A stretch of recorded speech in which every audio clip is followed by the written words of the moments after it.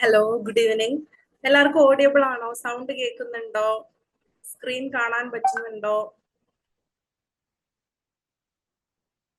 Yes, ma'am. Okay. അപ്പൊ എന്റെ പേര് അയന എന്നാണ്. അപ്പൊ ഞാനാണ് നിങ്ങളുടെ ടീച്ചിങ് ആപ്റ്റിറ്റ്യൂഡ് എടുക്കുന്ന ഫാക്കൽറ്റി. അപ്പോ എന്താണ് ബാക്കിയുള്ള നമ്മളുടെ ജനറൽ പേപ്പറൊക്കെ വെച്ച് നോക്കുമ്പോൾ ടീച്ചിങ് ആപ്റ്റിറ്റ്യൂഡ് എന്ന് പറയുന്നത് കുറച്ചുകൂടി നമ്മൾ ലോജിക്കലി തിങ്ക് ചെയ്യാൻ പറ്റിയിട്ടുണ്ടെങ്കിൽ നമുക്ക് ആൻസർ ചെയ്യാൻ വേണ്ടിയിട്ട് കുറച്ചുകൂടി എളുപ്പമായിരിക്കും. അപ്പം നിങ്ങൾ ഓൾറെഡി എക്സാമിനൊക്കെ പ്രിപ്പയർ ചെയ്തുകൊണ്ടിരിക്കുന്നവരാവും, അല്ലെങ്കിൽ മുന്നേ എക്സാം എഴുതിയിട്ട് കിട്ടാത്ത ആളുകളാവും, അല്ലെങ്കിൽ ആദ്യമായിട്ട് ജോയിൻ ചെയ്യുന്ന ആളുകളാവും. അപ്പൊ എല്ലാവർക്കും വേണ്ടിയിട്ട് നമ്മൾ വളരെ ഡീറ്റെയിൽ ആയിട്ട് തന്നെയാണ് നമ്മൾ ഈ ഒരു ക്ലാസ് നമ്മൾ എടുക്കുക. അപ്പം എന്താണ് നമ്മൾ പണ്ടൊക്കെ നോക്കുകയാണെന്നുണ്ടെങ്കിൽ ഒരുപാട് പണ്ടത്തെ നിന്ന് ഒരുപാട് മാറ്റം ഇപ്പൊ ടീച്ചിങ് ആപ്റ്റിറ്റ്യൂഡിൽ ക്വസ്റ്റ്യൻസിലൊക്കെ വന്നിട്ടുണ്ട്. അപ്പൊ ഇപ്പത്തെ മാറ്റത്തിനനുസരിച്ചാണ് നമ്മൾ പോയിക്കൊണ്ടിരിക്കുന്നത്. അപ്പൊ ഇപ്പൊ എന്താണ് നമ്മള് കൂടുതലായിട്ട് എന്താണ് നമ്മൾ സ്മാർട്ട് വർക്ക് ആണ്, നമ്മൾ ഹാർഡ് വർക്ക് ചെയ്തിട്ട് കാര്യമില്ല. പണ്ടെന്നൊക്കെ ആണെങ്കിൽ KVS മദന്റെ ബുക്കൊക്കെ വെച്ചിട്ട് എല്ലാ തിയറിയും നമ്മൾ പഠിക്കണമായിരുന്നു. പക്ഷെ ഇപ്പൊ എന്താണ് ഫുള്ള് നമ്മളുടെ നെറ്റിന്റെ ഒരു ട്രെൻഡ് മാറിയിട്ടുണ്ട്. അപ്പൊ ആ ട്രെൻഡിനനുസരിച്ച് നമ്മൾ മുന്നോട്ട് പോവാന്നുള്ളതാണ്. അപ്പൊ ട്രെൻഡ് എന്താണ്? ഇപ്പൊ റീസെന്റ് നമുക്ക് ചോദിച്ചുകൊണ്ടിരിക്കുന്ന പാർട്ടുകൾ, റീസെന്റ് നമ്മൾക്ക് എന്താണ് കൂടുതലായിട്ടുള്ള നമ്മളുടെ കോർ ആയിട്ടുള്ള ഏരിയാസ് നമ്മൾ കൂടുതൽ സ്ട്രെസ് കൊടുത്ത് നമ്മൾ ഡിസ്കസ് ചെയ്യാൻ വേണ്ടിയിട്ട് പോവാണ്. അപ്പൊ നമ്മൾ ഓരോ പാർട്ടും വളരെ ഡീറ്റെയിൽ ആയിട്ട് തന്നെ നമുക്ക് പഠിച്ചു പോവാം. അപ്പൊ ഈ ക്ലാസ്സിൽ തന്നെ നിങ്ങൾ ഓരോ പാർട്ടും വളരെ ഡീറ്റെയിൽ ആയിട്ട് നിങ്ങൾ മനസ്സിലാക്കാൻ ശ്രമിക്കാം. ഓക്കെ.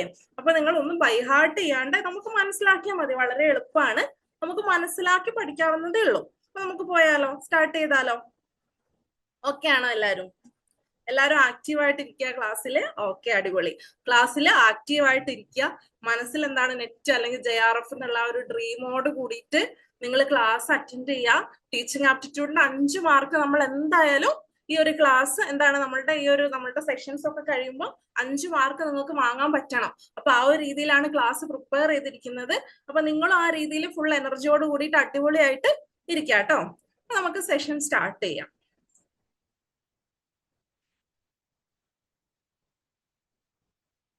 ഓക്കെ. നമ്മുടെ ആദ്യത്തെ നമ്മളുടെ ഇമ്പോർട്ടന്റ് ആയിട്ടുള്ള കോർ ഏരിയ എന്ന് പറയുന്നത് ഡൊമൈൻസ് ഓഫ് ലേണിംഗ് എന്നുള്ളതാണ്. ഇപ്പൊ നമ്മൾ എക്സാമ്പിൾ ആയിട്ട്, ഇപ്പൊ നാളെ എനിക്ക് എക്സാം ഉണ്ട്. അപ്പൊ നാളെ എനിക്ക് എന്താണ് എക്സാമിന് പഠിക്കണം എന്നൊക്കെ ഉണ്ട്. പക്ഷെ എനിക്ക് പഠിക്കാൻ ഒരു താല്പര്യവും ഇല്ല. പക്ഷെ എനിക്ക് എന്താണ് നാളെ എക്സാം ഉള്ളതുകൊണ്ട് എന്റെ മനസ്സിൽ പറയുന്നുണ്ടല്ലേ എക്സാം ഉണ്ട്, എനിക്ക് എക്സാമിന് പ്രിപ്പയർ ചെയ്യണം. അപ്പൊ എന്താണ് ഞാൻ ഒറ്റയ്ക്ക് എന്റെ കോഗ്നിറ്റീവ് ആയിട്ടുള്ള, അതായത് കോഗ്നിറ്റീവ് എന്ന് പറയുന്നത് നമ്മളുടെ എന്താണ് ഇന്റലക്ച്വലി, അല്ലെങ്കിൽ നമ്മളത് ബൈഹാർട്ട് ചെയ്ത് പഠിക്കാം. അപ്പൊ ആ ഒരു ബൈഹാർട്ട് ചെയ്ത് പഠിക്കാന്നുള്ള ഒരു ഇതുകൊണ്ട് മാത്രം എനിക്ക് പഠിക്കാനുള്ള ഒരു മാനസികാവസ്ഥയിലോട്ട് ഞാൻ പോവില്ല. നിങ്ങൾക്ക് തന്നെ അറിയാലേ, ഇപ്പൊ നിങ്ങൾ ഈ കോച്ചിങ് എടുക്കാനും നെറ്റിന് പ്രിപ്പയർ ചെയ്യാനൊക്കെ നിങ്ങൾ ഒരുപാട് ആലോചിച്ചിട്ടുണ്ടാവും അല്ലെ? ഒരുപാട് ആലോചിച്ചിട്ടാണ് നിങ്ങൾ ഈ ഒരു ഡിസിഷൻ എടുത്തിട്ടുള്ളത്. അപ്പൊ എന്താണ് ഈ തരത്തിൽ ആ കുട്ടിക്ക് നാളെ എക്സാം ഉണ്ട്, അപ്പൊ എക്സാമിന് പഠിക്കണം. അപ്പൊ പഠിക്കണമെങ്കിൽ 3 കാര്യങ്ങൾ വളരെയധികം ഇമ്പോർട്ടന്റ് ആണ്. വെറുതെ ഇരുന്നാലും നമുക്ക് പഠിക്കാനൊന്നും പറ്റില്ല. അല്ലെങ്കിൽ നമുക്ക് തന്നെ അറിയാലോ, ചിലപ്പോൾ പഠിക്കാൻ നമുക്ക് ഒരു മൂഡും ഉണ്ടാവില്ല, ആർക്കോ വേണ്ടിയിട്ട് നമ്മൾ പഠിക്കുന്നുണ്ടാവും. അപ്പൊ ഇതാണ് ഈ 3 ഡൊമൈനിൽ നമ്മൾ പറയാം. ഓക്കെ. അതായത് നമ്മൾ പഠിക്കുന്നത് 3 രീതിയിലാണ്. 3 രീതിയിൽ നമ്മൾ കാര്യങ്ങൾ പഠിക്കുന്നുണ്ട്. അത് എന്ത് കാര്യം എടുത്താലും നമ്മൾ 3 ലെവലിൽ നമ്മൾ ആ കാര്യങ്ങളെ പറ്റിയിട്ട് മനസ്സിലാക്കുന്നുണ്ട്. ഓക്കെ. നമ്മളൊരു പുതിയ കാര്യം പഠിക്കുക. ഇപ്പൊ എക്സാമ്പിൾ ആയിട്ട് നിങ്ങൾ ഡ്രൈവിംഗ് പഠിക്കുക. അപ്പൊ കാർ ഓടിക്കാൻ പഠിക്കുകയാണെങ്കിൽ ഫസ്റ്റേ നിങ്ങൾ പോയിട്ട് കാർ ഓടിക്കോ? കാറ് നമുക്ക് പെട്ടെന്ന് ഓടിക്കാൻ പറ്റുമോ? ക്ലാസ്സിലില്ലേ? ക്ലാസ്സിലുണ്ട്. ഓക്കെ. അപ്പൊ എന്താണ് നിങ്ങൾ ഫസ്റ്റ് അതിന്റെ എന്താണ് ബേസിക് ആയിട്ടുള്ള കാര്യങ്ങൾ നമ്മൾ മനസ്സിലാക്കണം അല്ലെ?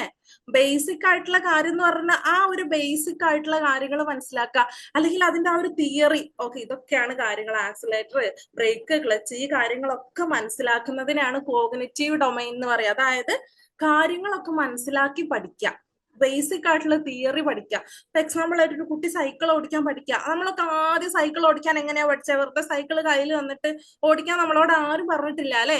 നമ്മൾ എങ്ങനെയാ പഠിച്ചത്? നമുക്ക് പറഞ്ഞു തന്നു ഇതൊക്കെയാണ് സാധനങ്ങൾ, ഇതാണ് എന്താണ് ഇതിന്റെ പെഡൽ ഉണ്ട്, ഓക്കെ, ബ്രേക്ക് ഉണ്ട്, കാര്യങ്ങളൊക്കെ നമുക്ക് പറഞ്ഞ് മനസ്സിലാക്കി തന്നിട്ടാണ് നമ്മൾ സൈക്കിൾ ഓടിക്കാൻ പഠിച്ചത്. അപ്പൊ ഈ തരത്തില് അതിനൊരു ബൈഹാർട്ട് ചെയ്ത് നമ്മൾ കുറച്ച് കാര്യങ്ങൾ പഠിക്കുമല്ലോ. അതാണ് നമ്മൾ കോഗ്നിറ്റീവ് ഡൊമൈൻ എന്ന് പറയാ. ഓക്കെ. അപ്പൊ അതിനെയാണ് നമ്മൾ 3 എച്ച് ഉണ്ട്. നമ്മൾ ഈ ഒരു ഡൊമൈൻ ഓഫ് ലേണിംഗിൽ 3 എച്ച് ഉണ്ട്. അതായത് ഡൊമൈൻ ഓഫ് ലേണിംഗ് എന്ന് പറയുന്നത് നമ്മൾ കാര്യങ്ങളെ പറ്റി മനസ്സിലാക്കുന്നത് എങ്ങനെയാണ്? 3 രീതിയിലാണ്. ആദ്യത്തേതാണ് ഹെഡ് കൊണ്ട്, അതാണ് കോഗ്നിറ്റീവ് ഡൊമൈൻ. നമ്മൾ അതിന്റെ തിയറി എങ്ങനെയാണ് ഓടിക്കാന്ന് പഠിക്കുന്നു. പിന്നെയാണ് അഫക്റ്റീവ് ഡൊമൈൻ, അതായത് നമ്മൾ ഓടിക്കാൻ പഠിക്കുകയാണ്, നമ്മൾ തിയറി ഒക്കെ മനസ്സിലാക്കി അഫക്റ്റീവ് ഡൊമൈനിലേക്ക് വരുമ്പോൾ നമ്മൾ മനസ്സുകൊണ്ട് നമ്മൾ അത് ഓടിക്കാൻ റെഡി ആവുകയാണ്. മനസ്സുകൊണ്ട് നമുക്ക് കുറച്ച് കോൺഫിഡന്റ് ആയിട്ട് നമ്മൾ അതിനെ അക്സെപ്റ്റ് ചെയ്യാണ്, കുറച്ച് വാല്യൂ കൊടുക്കുകയാണ്. ആ ഒരു ഹാർട്ട്, നമ്മുടെ ഇമോഷണൽ ഫീലിങ്സ് ഒക്കെയാണ് നമ്മൾ അഫക്റ്റീവ് ഡൊമൈനിൽ പറയാം. സൈക്കോ മോട്ടർ എന്ന് പറയുമ്പോൾ കുറച്ചുകൂടി നമ്മൾ എന്താണ് ആക്ഷനിലൂടെ നമ്മൾ ഹാൻഡ്സ് കൊണ്ട് നമ്മൾ അത് ഓടിക്കാൻ പഠിക്കുന്നു. ഓക്കെ, അതാണ് സൈക്കോ മോട്ടോർ ഡൊമൈനിൽ പറയുക.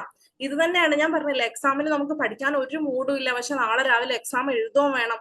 നമ്മൾ പഠിക്കാൻ ഹെഡ് മാത്രം ഉണ്ടായിട്ട് കാര്യമുണ്ടോ? ബൈഹാർട്ട് ചെയ്ത് പഠിക്കാമെന്ന് മാത്രം പറഞ്ഞിട്ട് കാര്യമുണ്ടോ? നമ്മുടെ മനസ്സും ശരീരവും ഒക്കെ പഠിത്തത്തിലേക്ക് പോകണല്ലേ. അപ്പൊ അഫക്റ്റീവ് ഡൊമൈൻ ആണെങ്കിൽ അവിടെ ഉണ്ടെങ്കിൽ എന്താണ്, നമ്മൾ മനസ്സുകൊണ്ട് നമ്മൾ പഠിക്കാൻ അക്സെപ്റ്റ് ചെയ്യാണ്. സൈക്കോമോട്ടർ എന്ന് പറയുമ്പോൾ നമ്മൾ എന്താണ്, അത് കുറച്ചുകൂടെ ആക്ഷനിലൂടെ അത് ഇംപ്ലിമെന്റ് ചെയ്യാൻ വേണ്ടി നോക്കുകയാണ്. അപ്പൊ ഈ 3 എച്ച് ആണ് എന്ത് നമ്മളുടെ ഡൊമൈൻ ഓഫ് ലേണിംഗിൽ ഉള്ളത്. അപ്പൊ ഡൊമൈൻ ഓഫ് ലേണിംഗ് എക്സാം പേപ്പറിൽ കണ്ടാലേ 3 ഡൊമൈൻ ഓർത്ത് വെക്കുക. Cognitive, affective, psychomotor, CAP, cap എന്ന് വേണമെങ്കിൽ ഓർത്ത് വെക്കാം. ഇത് ആരാണ്? ബ്ലൂം ആണ് ഇത് ഈ രീതിയിൽ ഡിവൈഡ് ചെയ്തിട്ടുള്ളത്. 3 എച്ച് ആയിട്ട് കോഗ്നിറ്റീവ്, അഫക്റ്റീവ്, സൈക്കോമോട്ടറിന് ഡിവൈഡ് ചെയ്തിട്ടുള്ളത്. ക്ലിയർ ആണോ? ക്ലിയർ ആണെങ്കിൽ ഒരു തംസ് അപ്പ് ഇടും എല്ലാരും. ഓക്കെ, ഇനി ഈ 3 ലെവലാണിത്. Cognitive, okay, cognitive, affective, psychomotor. ഈ 3 ലെവൽ നിങ്ങൾ എന്ത് ചെയ്യണം? ഈ 3 ലെവൽ നിങ്ങൾക്ക് അറിയോ? നിങ്ങൾ ബൈഹാർട്ട് ചെയ്ത് പഠിച്ചിട്ടുണ്ടോ?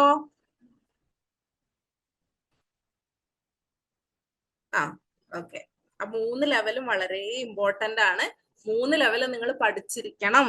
ഓക്കെ, കാരണം ഏതെങ്കിലും ഒരു ലെവലിൽ നിന്ന്, അതായത് ഇപ്പം കോഗ്നിറ്റീവ് ഡൊമൈനിലുള്ള ഏതെങ്കിലും ഒരു കാര്യം ചോദിച്ചിട്ട് ഇപ്പൊ ഓപ്ഷനിൽ ക്രിയേറ്റ് ഉണ്ടാവും, ഓർഗനൈസിങ് ഉണ്ടാവും, അതുപോലെ മാനിപ്പുലേഷൻ ഉണ്ടാവും. പക്ഷെ ഇതിൽ കോഗ്നിറ്റീവിലുള്ളത് ഏതാണ്? ക്രിയേറ്റ് ആണ്. അപ്പൊ ആ രീതിയിലൊക്കെ ക്വസ്റ്റ്യൻസ് വരാനുള്ള സാധ്യത ഉണ്ട്. അപ്പൊ ഇതിൽ നിങ്ങൾ ഈ 3 ലെവലും ബൈഹാർട്ട് ചെയ്ത് പഠിച്ചിരിക്കാം. ഓക്കെ, അപ്പൊ കോഗ്നിറ്റീവ് ഡൊമൈനിലേക്ക് വരുമ്പോ remember, understand, apply, analyse, evaluate, create. ഇതാണ് ഇതിലുള്ള ലെവലുകൾ, കോഗ്നിറ്റീവിലുള്ള ലെവലുകൾ. അടുത്തത് ഡൊമൈനിലേക്ക് വരുമ്പോ എന്താണ്? Receiving, responding, valuing, organising, characterising. Okay, അതുപോലെ തന്നെ psychomotor domain imitation, manipulation, precision, articulation, naturalisation. Okay, അപ്പൊ ഇതാണ് 3 ലെവലുകൾ. അപ്പൊ നിങ്ങൾ എന്ത് ചെയ്യാം? 3 ലെവലുകളും ബൈഹാർട്ട് ചെയ്ത് നിങ്ങൾ പഠിച്ചിരിക്കേണ്ടതാണ്. കോഗ്നിറ്റീവ് ഡൊമൈനിലേക്ക് വരുമ്പോൾ നമ്മളുടെ ഇന്റലക്ച്വൽ സ്കില്ലുകളാണ് കോഗ്നിറ്റീവ് ഡൊമൈനിൽ ഉണ്ടാവുക. ബുദ്ധിപരമായിട്ടുള്ള കാര്യങ്ങൾ അല്ലെ നമ്മൾ പഠിക്കണമെങ്കിൽ അത് ബൈഹാർട്ട് ചെയ്ത് പഠിക്കണം. അതാണ് കോഗ്നിറ്റീവ് ഡൊമൈനിൽ ഉണ്ടാവുക. അഫക്റ്റീവ് എന്ന് പറയുമ്പോൾ നമ്മുടെ ആറ്റിറ്റ്യൂഡ്സും അതുപോലെ തന്നെ നമ്മുടെ വാല്യൂസ് ഒക്കെയാണ് അഫക്റ്റീവ് ഡൊമൈനിൽ വരിക. ഓക്കെ, സൈക്കോമോട്ടറിൽ എന്താണ്? നമ്മുടെ ഫിസിക്കൽ സ്കില്ലുകളാണ് സൈക്കോമോട്ടർ ഡൊമൈനിൽ വരിക എന്ന് ഓർത്ത് വെക്കാം. ഇനി ഓരോ ലെവലും നോക്കാം അല്ലെ. അപ്പൊ നമ്മൾ ആദ്യത്തേതാണ് കോഗ്നിറ്റീവ് ഡൊമൈൻ. നമ്മുടെ ഇന്റലക്ച്വൽ സ്കില്ലുകളാണ്, അതായത് നമ്മൾ ഹെഡ് കൊണ്ട് മനസ്സിലാക്കുന്ന കാര്യങ്ങൾ, നമ്മൾ ചിന്തിക്കുക, ഒരു കാര്യത്തെ മനസ്സിലാക്കുക. ഓക്കെ, അപ്പൊ ഇതിന്റെ പ്രൊപ്പോണന്റ് എന്ന് പറയുന്നത് ആരാണ്? ബെഞ്ചമിൻ ബ്ലൂം ആണ് ഇതിന്റെ പ്രൊപ്പോണന്റ് എന്ന് പറയുന്നത്. ലോറിൻ ആൻഡേഴ്സൺ 2001 ഇത് റിവൈസ് ചെയ്തിട്ടുണ്ടായിരുന്നു. ഓക്കെ, അതൊന്നും നമുക്ക് അത്ര ഇമ്പോർട്ടന്റ് ആയിട്ടുള്ള കാര്യമൊന്നുമല്ല. എന്താണ് ഈ ഒരു level? Remember, understand, apply, analyse, evaluate, create എന്ന് പറയുന്ന ഈ ഒരു ഓർഡറിൽ നിങ്ങൾ ഇതേ ഓർഡറിൽ തന്നെ പഠിക്കാൻ ശ്രമിക്കുക കേട്ടോ. ഇതേ ഓർഡറിൽ തന്നെ നിങ്ങൾ വിബ്ജിയോർ മെത്തേഡിലോ ഇപ്പൊ RUAAEC എന്തെങ്കിലും ഒരു മെത്തേഡ് ഉപയോഗിച്ച് നിങ്ങൾ പഠിക്കാൻ ശ്രമിക്കാം. കാരണം ഇത് വളരെയധികം ഇമ്പോർട്ടന്റ് ആണ്. വെറുതെ നിങ്ങൾ മാർക്ക് നമ്മൾ കളയാൻ പാടില്ല. അപ്പൊ ഇതെല്ലാവരും ഈ ഒരു മെത്തേഡ് പഠിക്കാൻ വേണ്ടിയിട്ട് ശ്രമിക്കാം. ഓക്കെ, അപ്പൊ ഈ ഒരു ലെവലുകൾ നിങ്ങൾ ഓർത്ത് വെക്കുക. ഇനി ഇതിലേക്ക് വരുമ്പോ എന്താണ് ഒരു സ്റ്റുഡന്റ് ഈ സിറ്റുവേഷനിൽ ചെയ്യാൻ നമുക്ക് നോക്കാം. അപ്പൊ ഇതിൽ ആദ്യത്തെ ലെവലാണ് റിമെമ്പർ. അതായത് ഒരു പ്ലാന്റിനെ പറ്റിയിട്ട് ടീച്ചർ പഠിപ്പിക്കുകയാണ് അല്ലെ. പ്ലാന്റിനെ പറ്റി പഠിപ്പിക്കുമ്പോൾ പ്ലാന്റിന് പല ഭാഗങ്ങളും ഉണ്ട് അല്ലെ. അപ്പൊ എന്താണ്, ആ കുട്ടിക്ക് ഓരോ പ്ലാന്റിന്റെ ഭാഗങ്ങളും കുട്ടി റീകോൾ ചെയ്യാണ്. ഇത് റൂട്ടാണ്, ഇത് ലീഫാണ്. ഓരോ ഭാഗങ്ങളും റീകോൾ ചെയ്ത് ആ കുട്ടി പഠിക്കുകയാണ്. അതാണ് റിമെമ്പർ ലെവലില് നടക്കുക. പിന്നെ അണ്ടർസ്റ്റാൻഡ് എന്ന് പറയുമ്പോൾ എന്താണ്, കുറച്ചുകൂടി റിമെമ്പർ എന്ന് പറഞ്ഞ് വെറുതെ ബൈഹാർട്ട് ചെയ്ത് അതിനെ മനസ്സിലാക്കുന്നു, അത്രേ ഉള്ളൂ. അണ്ടർസ്റ്റാൻഡിലേക്ക് വരുമ്പോൾ കുറച്ചുകൂടി എന്താണ്, കാര്യങ്ങളെ കുറച്ചുകൂടി കൂടുതലായിട്ട് മനസ്സിലാക്കുക. ഓരോ പാർട്ടും അവരുടേതായിട്ടുള്ള വേർഡിലൊക്കെ ആ ഒരു എന്താണ് പ്ലാന്റിന്റെ ഭാഗങ്ങളൊക്കെ ആ കുട്ടി മനസ്സിലാക്കാൻ വേണ്ടിയിട്ട് ശ്രമിക്കുക കേട്ടോ. അപ്ലൈയിലേക്ക് വരുമ്പോ എന്താണ് ഈ ഒരു കാര്യത്തെ കുറച്ചുകൂടി അപ്ലിക്കേഷൻ ലെവലിലേക്ക് കൊണ്ടുപോവാണ്. ഓക്കെ, അതായത് എന്താണ് റിയൽ പ്ലാന്റിൽ അത് എങ്ങനെയായിരിക്കും ഉണ്ടാവുക എന്ന് കുറച്ചുകൂടി ആ കുട്ടി അപ്ലൈ ചെയ്യാണ് ഓരോ പാർട്ടും. ഓക്കെ, റിയൽ പ്ലാന്റിൽ എങ്ങനെയാ ഉണ്ടാവുക എന്ന് ഓരോ ലെവലിലും ഇങ്ങനെ നോക്കുകയാണ്. അതിനുശേഷം എന്താണ് ആ കുട്ടി കുറച്ചുകൂടി ഹൈ ലെവലിലേക്ക് പോവാ, കുറച്ചുകൂടി ഇതിനെ അനലൈസ് ചെയ്യണം. അതായത് ഒരു പ്ലാന്റാ പഠിച്ചത്, എന്നിട്ട് അത് റിയൽ പ്ലാന്റ് ഒക്കെ വെച്ചിട്ട് ആ കുട്ടി അപ്ലൈ ചെയ്തു. എന്നിട്ട് എന്ത് ചെയ്യാണ് ഓരോ ഡിഫറെന്റ് ടൈപ്പ് പ്ലാന്റുകളും എന്താണ് വെച്ചിട്ട് കമ്പയർ ചെയ്യാണ്. ഡിഫറെന്റ് ടൈപ്പ് ഓഫ് പ്ലാന്റ്, ചെറുത് വലുത്, ഡിഫറെന്റ് ടൈപ്പ് ഓഫ് പ്ലാന്റ് ഒക്കെ വെച്ചിട്ട് ഏതാണ് ചെറുത് ഏതാണ് വലുത്, ഇതിന്റെ റൂട്ട് അങ്ങനെയാണ്, ഓരോന്നിലും റൂട്ട് വ്യത്യാസമുണ്ട്, ചെറിയ ലീഫ് ഉള്ളത് വലിയ ലീഫ് ഉള്ളത്, അങ്ങനെ ഓരോന്ന് ആ കുട്ടി അനലൈസ് ചെയ്യാം കേട്ടോ. പിന്നെന്താണ് പിന്നെ ഇവാലുവേറ്റ് ചെയ്യാണ്. അതായത് നമ്മൾ അതിന് ഇവാലുവേഷൻ നടക്കുകയാണ്. അതായത് ഏത് പ്ലാന്റ് ആണ് പെട്ടെന്ന് വളരുക, അത് എന്തുകൊണ്ടാണ് ഇങ്ങനെ വളരുന്നത്, അതിന്റെ കാര്യങ്ങളൊക്കെ മനസ്സിലാക്കുന്നു. പിന്നെന്താണ് ആ കുട്ടി ക്രിയേറ്റീവ് ലെവലിലേക്ക് പോവാണ്. ക്രിയേറ്റീവ് ലെവലിൽ എന്താണ് സ്വന്തമായിട്ടൊരു സ്മോൾ ഗാർഡൻ ഒക്കെ എന്താണ് ഡിസൈൻ ചെയ്യാണ്, അല്ലെങ്കിൽ ഒരു പ്ലാന്റ് മോഡലൊക്കെ ഡിസൈൻ ചെയ്യാൻ വേണ്ടി നോക്കുകയാണ്. അപ്പൊ ഇതാണ് ഒരാളുടെ കോഗ്നിറ്റീവ് ലെവലിൽ സംഭവിക്കുന്ന കാര്യങ്ങൾ. ക്ലിയർ ആണോ? തംസ് അപ്പ് ഇട്ടാ മതിയോ? അടുത്തത് അഫക്റ്റീവ്. അഫക്റ്റീവ് എന്താണ് കുറച്ചുകൂടി നമ്മൾ നമ്മുടെ ഫീലിങ്സ് ഒക്കെ ആയിട്ട് കുറച്ചുകൂടി ഇമോഷണൽ ആയിട്ട് നമ്മൾ കണക്ട് ചെയ്തിട്ടാണ് അഫക്റ്റീവ് ലെവലിലേക്ക് വരിക കേട്ടോ. ഓക്കെ, നമ്മളുടെ വാല്യൂസും ഇമോഷൻസും ഒക്കെ കണക്ട് ചെയ്തിട്ടാണ് അഫക്റ്റീവ് ലെവൽ ഉണ്ടാവുക. ഓക്കെ, ഇതിൽ നമ്മളുടെ ലെവലുകൾ ഉണ്ട്, റിസീവിങ് ഉണ്ട്, അതുപോലെ തന്നെ റെസ്പോണ്ടിങ് ഉണ്ട്, അതുപോലെ എന്താണ് വാല്യൂവിങ്, ഓർഗനൈസിങ്, അതുപോലെ തന്നെ ക്യാരക്ടറൈസിങ് പോലെയുള്ള ലെവലുകളാണ് ഈ ഒരു അഫക്റ്റീവ് ലെവലിലേക്ക് വരുമ്പോൾ ഉള്ളത്. അപ്പൊ ഇതിൽ ഓരോ സ്റ്റേജിൽ എന്താ നടക്കാൻ നോക്കാം അല്ലെ. ഇതും എന്താണ് ഒറിജിനൽ ലെവൽ 1956 ഉണ്ട്. അത് നമുക്ക് ഇമ്പോർട്ടന്റ് ആയിട്ടുള്ള കാര്യമല്ല. നമ്മൾ ഇപ്പത്തത് നോക്കിയാൽ മതി. ആവശ്യമില്ലാത്തൊന്നും നമ്മൾ പഠിക്കുന്നില്ല, ആവശ്യമുള്ളത് മാത്രമേ നമ്മൾ പഠിക്കുന്നുള്ളൂ. ഓക്കെ, റിസീവിങ്ങിൽ എന്താണ് സംഭവിക്കുക, എന്താണ് സിറ്റുവേഷനിൽ ചെയ്യുക. അതായത് റിസീവിങ്ങിൽ കുട്ടി അത് റിസീവ് ചെയ്യാണ്. ഇപ്പൊ ടീച്ചർ ക്ലാസ്സിൽ വന്നിട്ട് ക്ലീനിനെസിനെ പറ്റിയിട്ട് പറയാണ് അല്ലെ. അപ്പൊ എന്താണ് അതിനെപ്പറ്റി വ്യക്തമായിട്ട് എന്താ ക്ലീനിങ്ങിന്റെ ഇമ്പോർട്ടൻസ്, ഓക്കെ, കുട്ടി ടീച്ചർ പറയുമ്പോൾ കുട്ടി അതിങ്ങനെ ശ്രദ്ധിക്കുകയാണ്, കുട്ടി അത് റിസീവ് ചെയ്യാണ്. അതാണ് ആദ്യത്തെ സ്റ്റേജില്. റെസ്പോണ്ട് ചെയ്യാണ് രണ്ടാമത്തെ സ്റ്റേജിൽ. അതായത് കുട്ടി അതിനോട് പ്രതികരിക്കുകയാണ്. എന്ത് ചെയ്യുന്നു, ക്ലാസ് റൂം ഒക്കെ ക്ലീൻ ചെയ്യുന്ന കാര്യത്തിലും ബാക്കിയുള്ള ഈ ക്ലീനിങ് ആക്ടിവിറ്റീസിലൊക്കെ കുട്ടി പാർട്ടിസിപ്പേറ്റ് ചെയ്യുന്നു. കുറച്ചുകൂടി എന്താണ് ആ ഒരു പറഞ്ഞ കാര്യത്തിനോട് എന്താണ് റെസ്പോൺസ് എന്ന് പറഞ്ഞാൽ എന്താണ് അതിനോട് പ്രതികരിക്കാൻ നോക്കുകയാണ് ചെയ്യുന്നത്. ഓക്കെ, അടുത്ത സ്റ്റേജ് ആണ് വാല്യൂവിങ്. അതായത് അതിനെ കുട്ടി വാല്യൂ കുറച്ചുകൂടി ഒരു എത്തിക്കൽ ലെവലിലേക്കൊക്കെ പോകുന്ന ഒരു സ്റ്റേജ് ആണ് അല്ലെ. അതിനെന്താണ് കുറച്ചുകൂടി ആ കുട്ടി എന്താണ് ഈ ഒരു ക്ലീൻ ആവുന്നതിന്റെ ഇമ്പോർട്ടൻസും ഓക്കെ അതിന്റെ റെസ്പോൺസിബിലിറ്റീസിനെ പറ്റിയിട്ടൊക്കെ കുട്ടി വാല്യൂ ചെയ്യുന്ന അതിനെപ്പറ്റി മനസ്സിലാക്കി മുന്നോട്ട് പോവാണ്. അടുത്ത സ്റ്റേജ് ആണ് ഓർഗനൈസിങ് എന്ന് പറയുന്നത്. അതായത് കുറച്ചുകൂടി എന്താണ് ക്ലാസ് റൂമും അതുപോലെ തന്നെ കുട്ടിയുടെ വീടും ഒക്കെ കുട്ടി ക്ലീൻ ആക്കി വെക്കാൻ വേണ്ടി നോക്കുകയാണ്. അപ്പൊ ഇത് എവിടുന്നാ വന്നത്? ഫസ്റ്റ് ടീച്ചർ ക്ലാസ്സിൽ പറഞ്ഞു, കുട്ടി അതിനോട് റെസ്പോണ്ട് ചെയ്ത്. എങ്ങനെ റെസ്പോണ്ട് ചെയ്തു? ടീച്ചർ ക്ലാസ് വൃത്തിയാക്കുന്ന കാര്യവും പറഞ്ഞിട്ടുണ്ടാവാം. പക്ഷെ കുട്ടി അന്ന് ക്ലാസ് വൃത്തിയാക്കി, പിന്നെ കുറച്ചുകൂടി ഈ ഒരു വൃത്തിയാക്കി വെക്കുന്നതിന്റെ ഇമ്പോർട്ടൻസ് ഒക്കെ കുട്ടിക്ക് മനസ്സിലായപ്പോ കുട്ടി എന്ത് ചെയ്തു, വീടൊക്കെ വൃത്തിയാക്കി വെക്കാൻ വേണ്ടി തുടങ്ങി. ദെൻ ലാസ്റ്റ് ലെവലിലാണ് ക്യാരക്ടറൈസിങ്. അത് ക്യാരക്ടറിലോട്ട് വന്നു. ഓക്കെ, എന്താണ് കുറച്ചുകൂടി എന്താണ് ഈ വൃത്തിയൊക്കെ മെയിൻറ്റെയിൻ ചെയ്യാനും അതുപോലെ ബാക്കിയുള്ള ആളുകളെ ഒക്കെ കുട്ടി എൻകറേജ് ചെയ്യാൻ വേണ്ടി തുടങ്ങി. ഇതാണ് ഈ ഒരു അഫക്റ്റീവ് ലെവലിൽ നടക്കുന്ന സ്റ്റേജുകൾ എന്ന് പറയുന്നത്. RRVOC. ഓക്കെ, RRVOC എന്ന് ഓർത്ത് വെക്കുക. ഇതാണ് അഫക്റ്റീവ് ഡൊമൈൻ. ഇനി അടുത്തതാണ് സൈക്കോമോട്ടർ ഡൊമൈൻ എന്ന് പറയുന്നത്. ഓക്കെ, അപ്പൊ സൈക്കോമോട്ടർ ഡൊമൈനിലേക്ക് വരുമ്പോ എന്താണ് നമ്മൾക്ക് ഇമിറ്റേഷൻ ഉണ്ട്, മാനിപ്പുലേഷൻ ഉണ്ട്. ഇത് മാനിപ്പുലേഷൻ 2 ടൈം വന്നിട്ടുണ്ട്, ഒരു ടൈം ഉള്ളൂ കേട്ടോ. Manipulation, precision, articulation, naturalisation. കുറച്ചുകൂടി നമ്മൾ ഫിസിക്കൽ മൂവ്മെന്റും അതുപോലെ നമ്മുടെ സ്കില്ലുകൾ, മോട്ടോർ സ്കില്ലുകളൊക്കെ ആയിട്ട് ബന്ധപ്പെട്ടിട്ടാണ് ഈ ഒരു എന്താണ് സൈക്കോമോട്ടർ ഡൊമൈൻ പറയുക, നമ്മളുടെ ഫിസിക്കൽ മൂവ്മെന്റ് ഒക്കെ വെച്ചിട്ട്. ഓക്കെ, അപ്പൊ നമ്മളുടെ കൂടുതൽ നമ്മളുടെ ആക്ടിവിറ്റി, സ്കിൽ ഡെവലപ്മെന്റ്. അപ്പൊ നമ്മൾ സൈക്കിൾ ഓടിക്കുന്നത് നമ്മളുടെ ഈ ഒരു ലാസ്റ്റ് സൈക്കോമോട്ടർ ഡൊമൈനിലാണ് അല്ലെ. അപ്പൊ ആ തരത്തിൽ കുറച്ചുകൂടി ആക്ഷൻ ആണ് ഈ ഒരു സൈക്കോമോട്ടർ ഡൊമൈനിൽ നടക്കുക. ഇതിലെന്താ നടക്കുക? ആദ്യത്തെ സ്റ്റേജ് ആണ് ഇമിറ്റേഷൻ എന്ന് പറയുന്നത്. ഇവിടെ എന്താ ചെയ്യുക, സ്റ്റുഡന്റ് എന്താണ് ടീച്ചറിനെ അല്ലെങ്കിൽ പാരന്റിനെ ഒക്കെ ഇമിറ്റേറ്റ് ചെയ്യാൻ വേണ്ടിയിട്ട് നോക്കുകയാണ്, കോപ്പി ചെയ്യാൻ വേണ്ടിയിട്ട് നോക്കുകയാണ്. പിന്നെയാണ് മാനിപ്പുലേഷൻ. അതായത് ഇപ്പൊ എക്സാമ്പിൾ ആയിട്ട് എന്താണ് സ്റ്റുഡന്റ് എന്താണ് പാരന്റിനെയാണ് ഇമിറ്റേറ്റ് ചെയ്യാൻ വേണ്ടി നോക്കുന്നത്. ഇപ്പൊ പാരന്റ് വണ്ടി ഓടിക്കുന്നത് എന്തെങ്കിലും ഒരു കാര്യമാവും. പിന്നെ മാനിപ്പുലേഷനിലേക്ക് വരുമ്പോ എന്താണ് കുറച്ചുകൂടി എന്താണ് ഇൻസ്ട്രക്ഷൻസ് ഒക്കെ കേട്ടിട്ട് അതിനെ മാനിപ്പുലേറ്റ് ചെയ്യാൻ വേണ്ടി നോക്കുകയാണ്. എന്താണ് അതിനെ കുറച്ചുകൂടി എന്താണ് സ്ലോ ആയിട്ടൊക്കെ വണ്ടി ഓടിക്കാനും പ്രാക്ടീസ് ഒക്കെ ചെയ്യാൻ വേണ്ടി തുടങ്ങുന്നു. പിന്നെ പ്രിസിഷൻ ആണ്, അതായത് കുറച്ചുകൂടി എന്താണ് സ്മൂത്ത് ആയിട്ട് കുറച്ചുകൂടി കൺട്രോളോട് കൂടിയിട്ട് നമ്മൾ വണ്ടി ഓടിക്കാൻ നോക്കുകയാണ്. പിന്നെ ആർട്ടിക്കുലേഷൻ സ്റ്റേജ് ആണ്, അതായത് കുറച്ചുകൂടി എന്താണ് ബ്രേക്കും അതുപോലെയുള്ള കാര്യങ്ങളൊക്കെ കുറച്ചുകൂടി നന്നായിട്ട് പഠിക്കുന്നു. ലാസ്റ്റ് സ്റ്റേജിലേക്ക് വരുമ്പോൾ കോൺഫിഡന്റ് ആയിട്ട് ആ കുട്ടി വണ്ടി ഓടിക്കാൻ ഓട്ടോമാറ്റിക്കലി സൈക്കിളിൽ കയറുമ്പോൾ സൈക്കിള് നമ്മളിപ്പോ സ്കൂട്ടിയും കാറൊക്കെ നമ്മൾ എന്താണ് നമ്മൾ എക്സ്പേർട്ട് ആയിട്ടുണ്ടെങ്കിൽ നമ്മൾ എന്താണ് പിന്നെ ഓട്ടോമാറ്റിക്കലി നമുക്കൊന്നും നോക്കേണ്ട ആവശ്യമില്ല, നാച്ചുറലി അത് നമ്മുടെ കയ്യിലോട്ട് വരൂ അല്ലെ. അതാണ് ഈ ഒരു ലാസ്റ്റ് സ്റ്റേജിൽ വരെ കുറച്ചുകൂടി ആക്ഷൻ അല്ലെങ്കിൽ മോട്ടോർ സ്കില്ലുകൾ ഇതൊക്കെയുള്ള സ്റ്റേജ് ആണ് സൈക്കോമോട്ടർ ഡൊമൈൻ എന്ന് പറയുന്നത്. ഇതിൽ imitation, manipulation, precision, articulation, naturalisation 3 സ്റ്റേജുകളും ക്ലിയർ ആണോ? 3 സ്റ്റേജും ഏതൊക്കെ ലെവലുകളാണെന്ന് ബൈഹാർട്ട് ചെയ്ത് പഠിക്കുക, വേറൊരു ഷോർട്ട് കട്ട് ഇതിനില്ല. ഇപ്പോഴേ പഠിച്ചു പോവാട്ടോ, 3 സ്റ്റേജും പഠിച്ചു പോവാ. Receiving, responding, valuing, organising, characterising ആണ് affective. Remember, understand, apply, analyse, evaluate, create ആണ് കോഗ്നിറ്റീവ്.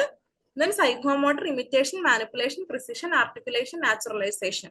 ഓക്കെ, ഈ തരത്തില് ഇത് എളുപ്പം എന്ന് പറഞ്ഞാലേ ഇത് നമുക്ക് എന്താണ് ഇതിൽ പിന്നെ കുറച്ചുകൂടി ഡിഫറെന്റ് ആയിട്ടുള്ള വേർഡുകളാണ്. പക്ഷെ ഇതിലേക്ക് വരുമ്പോൾ എല്ലാം ഒരു ഓർഗനൈസിങ്, റെസ്പോണ്ടിങ്, വാല്യൂവിങ് അങ്ങനെ വരുന്നുള്ളതുകൊണ്ട് കുറച്ചുകൂടി എളുപ്പത്തിന് നിങ്ങൾക്ക് പഠിക്കാം.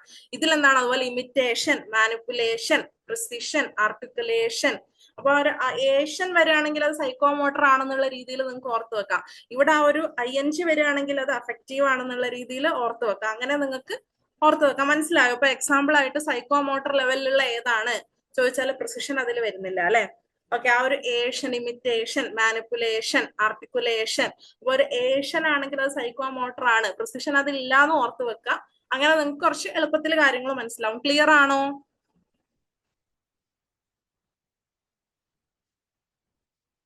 thumbs up. Okay. Okay. Okay.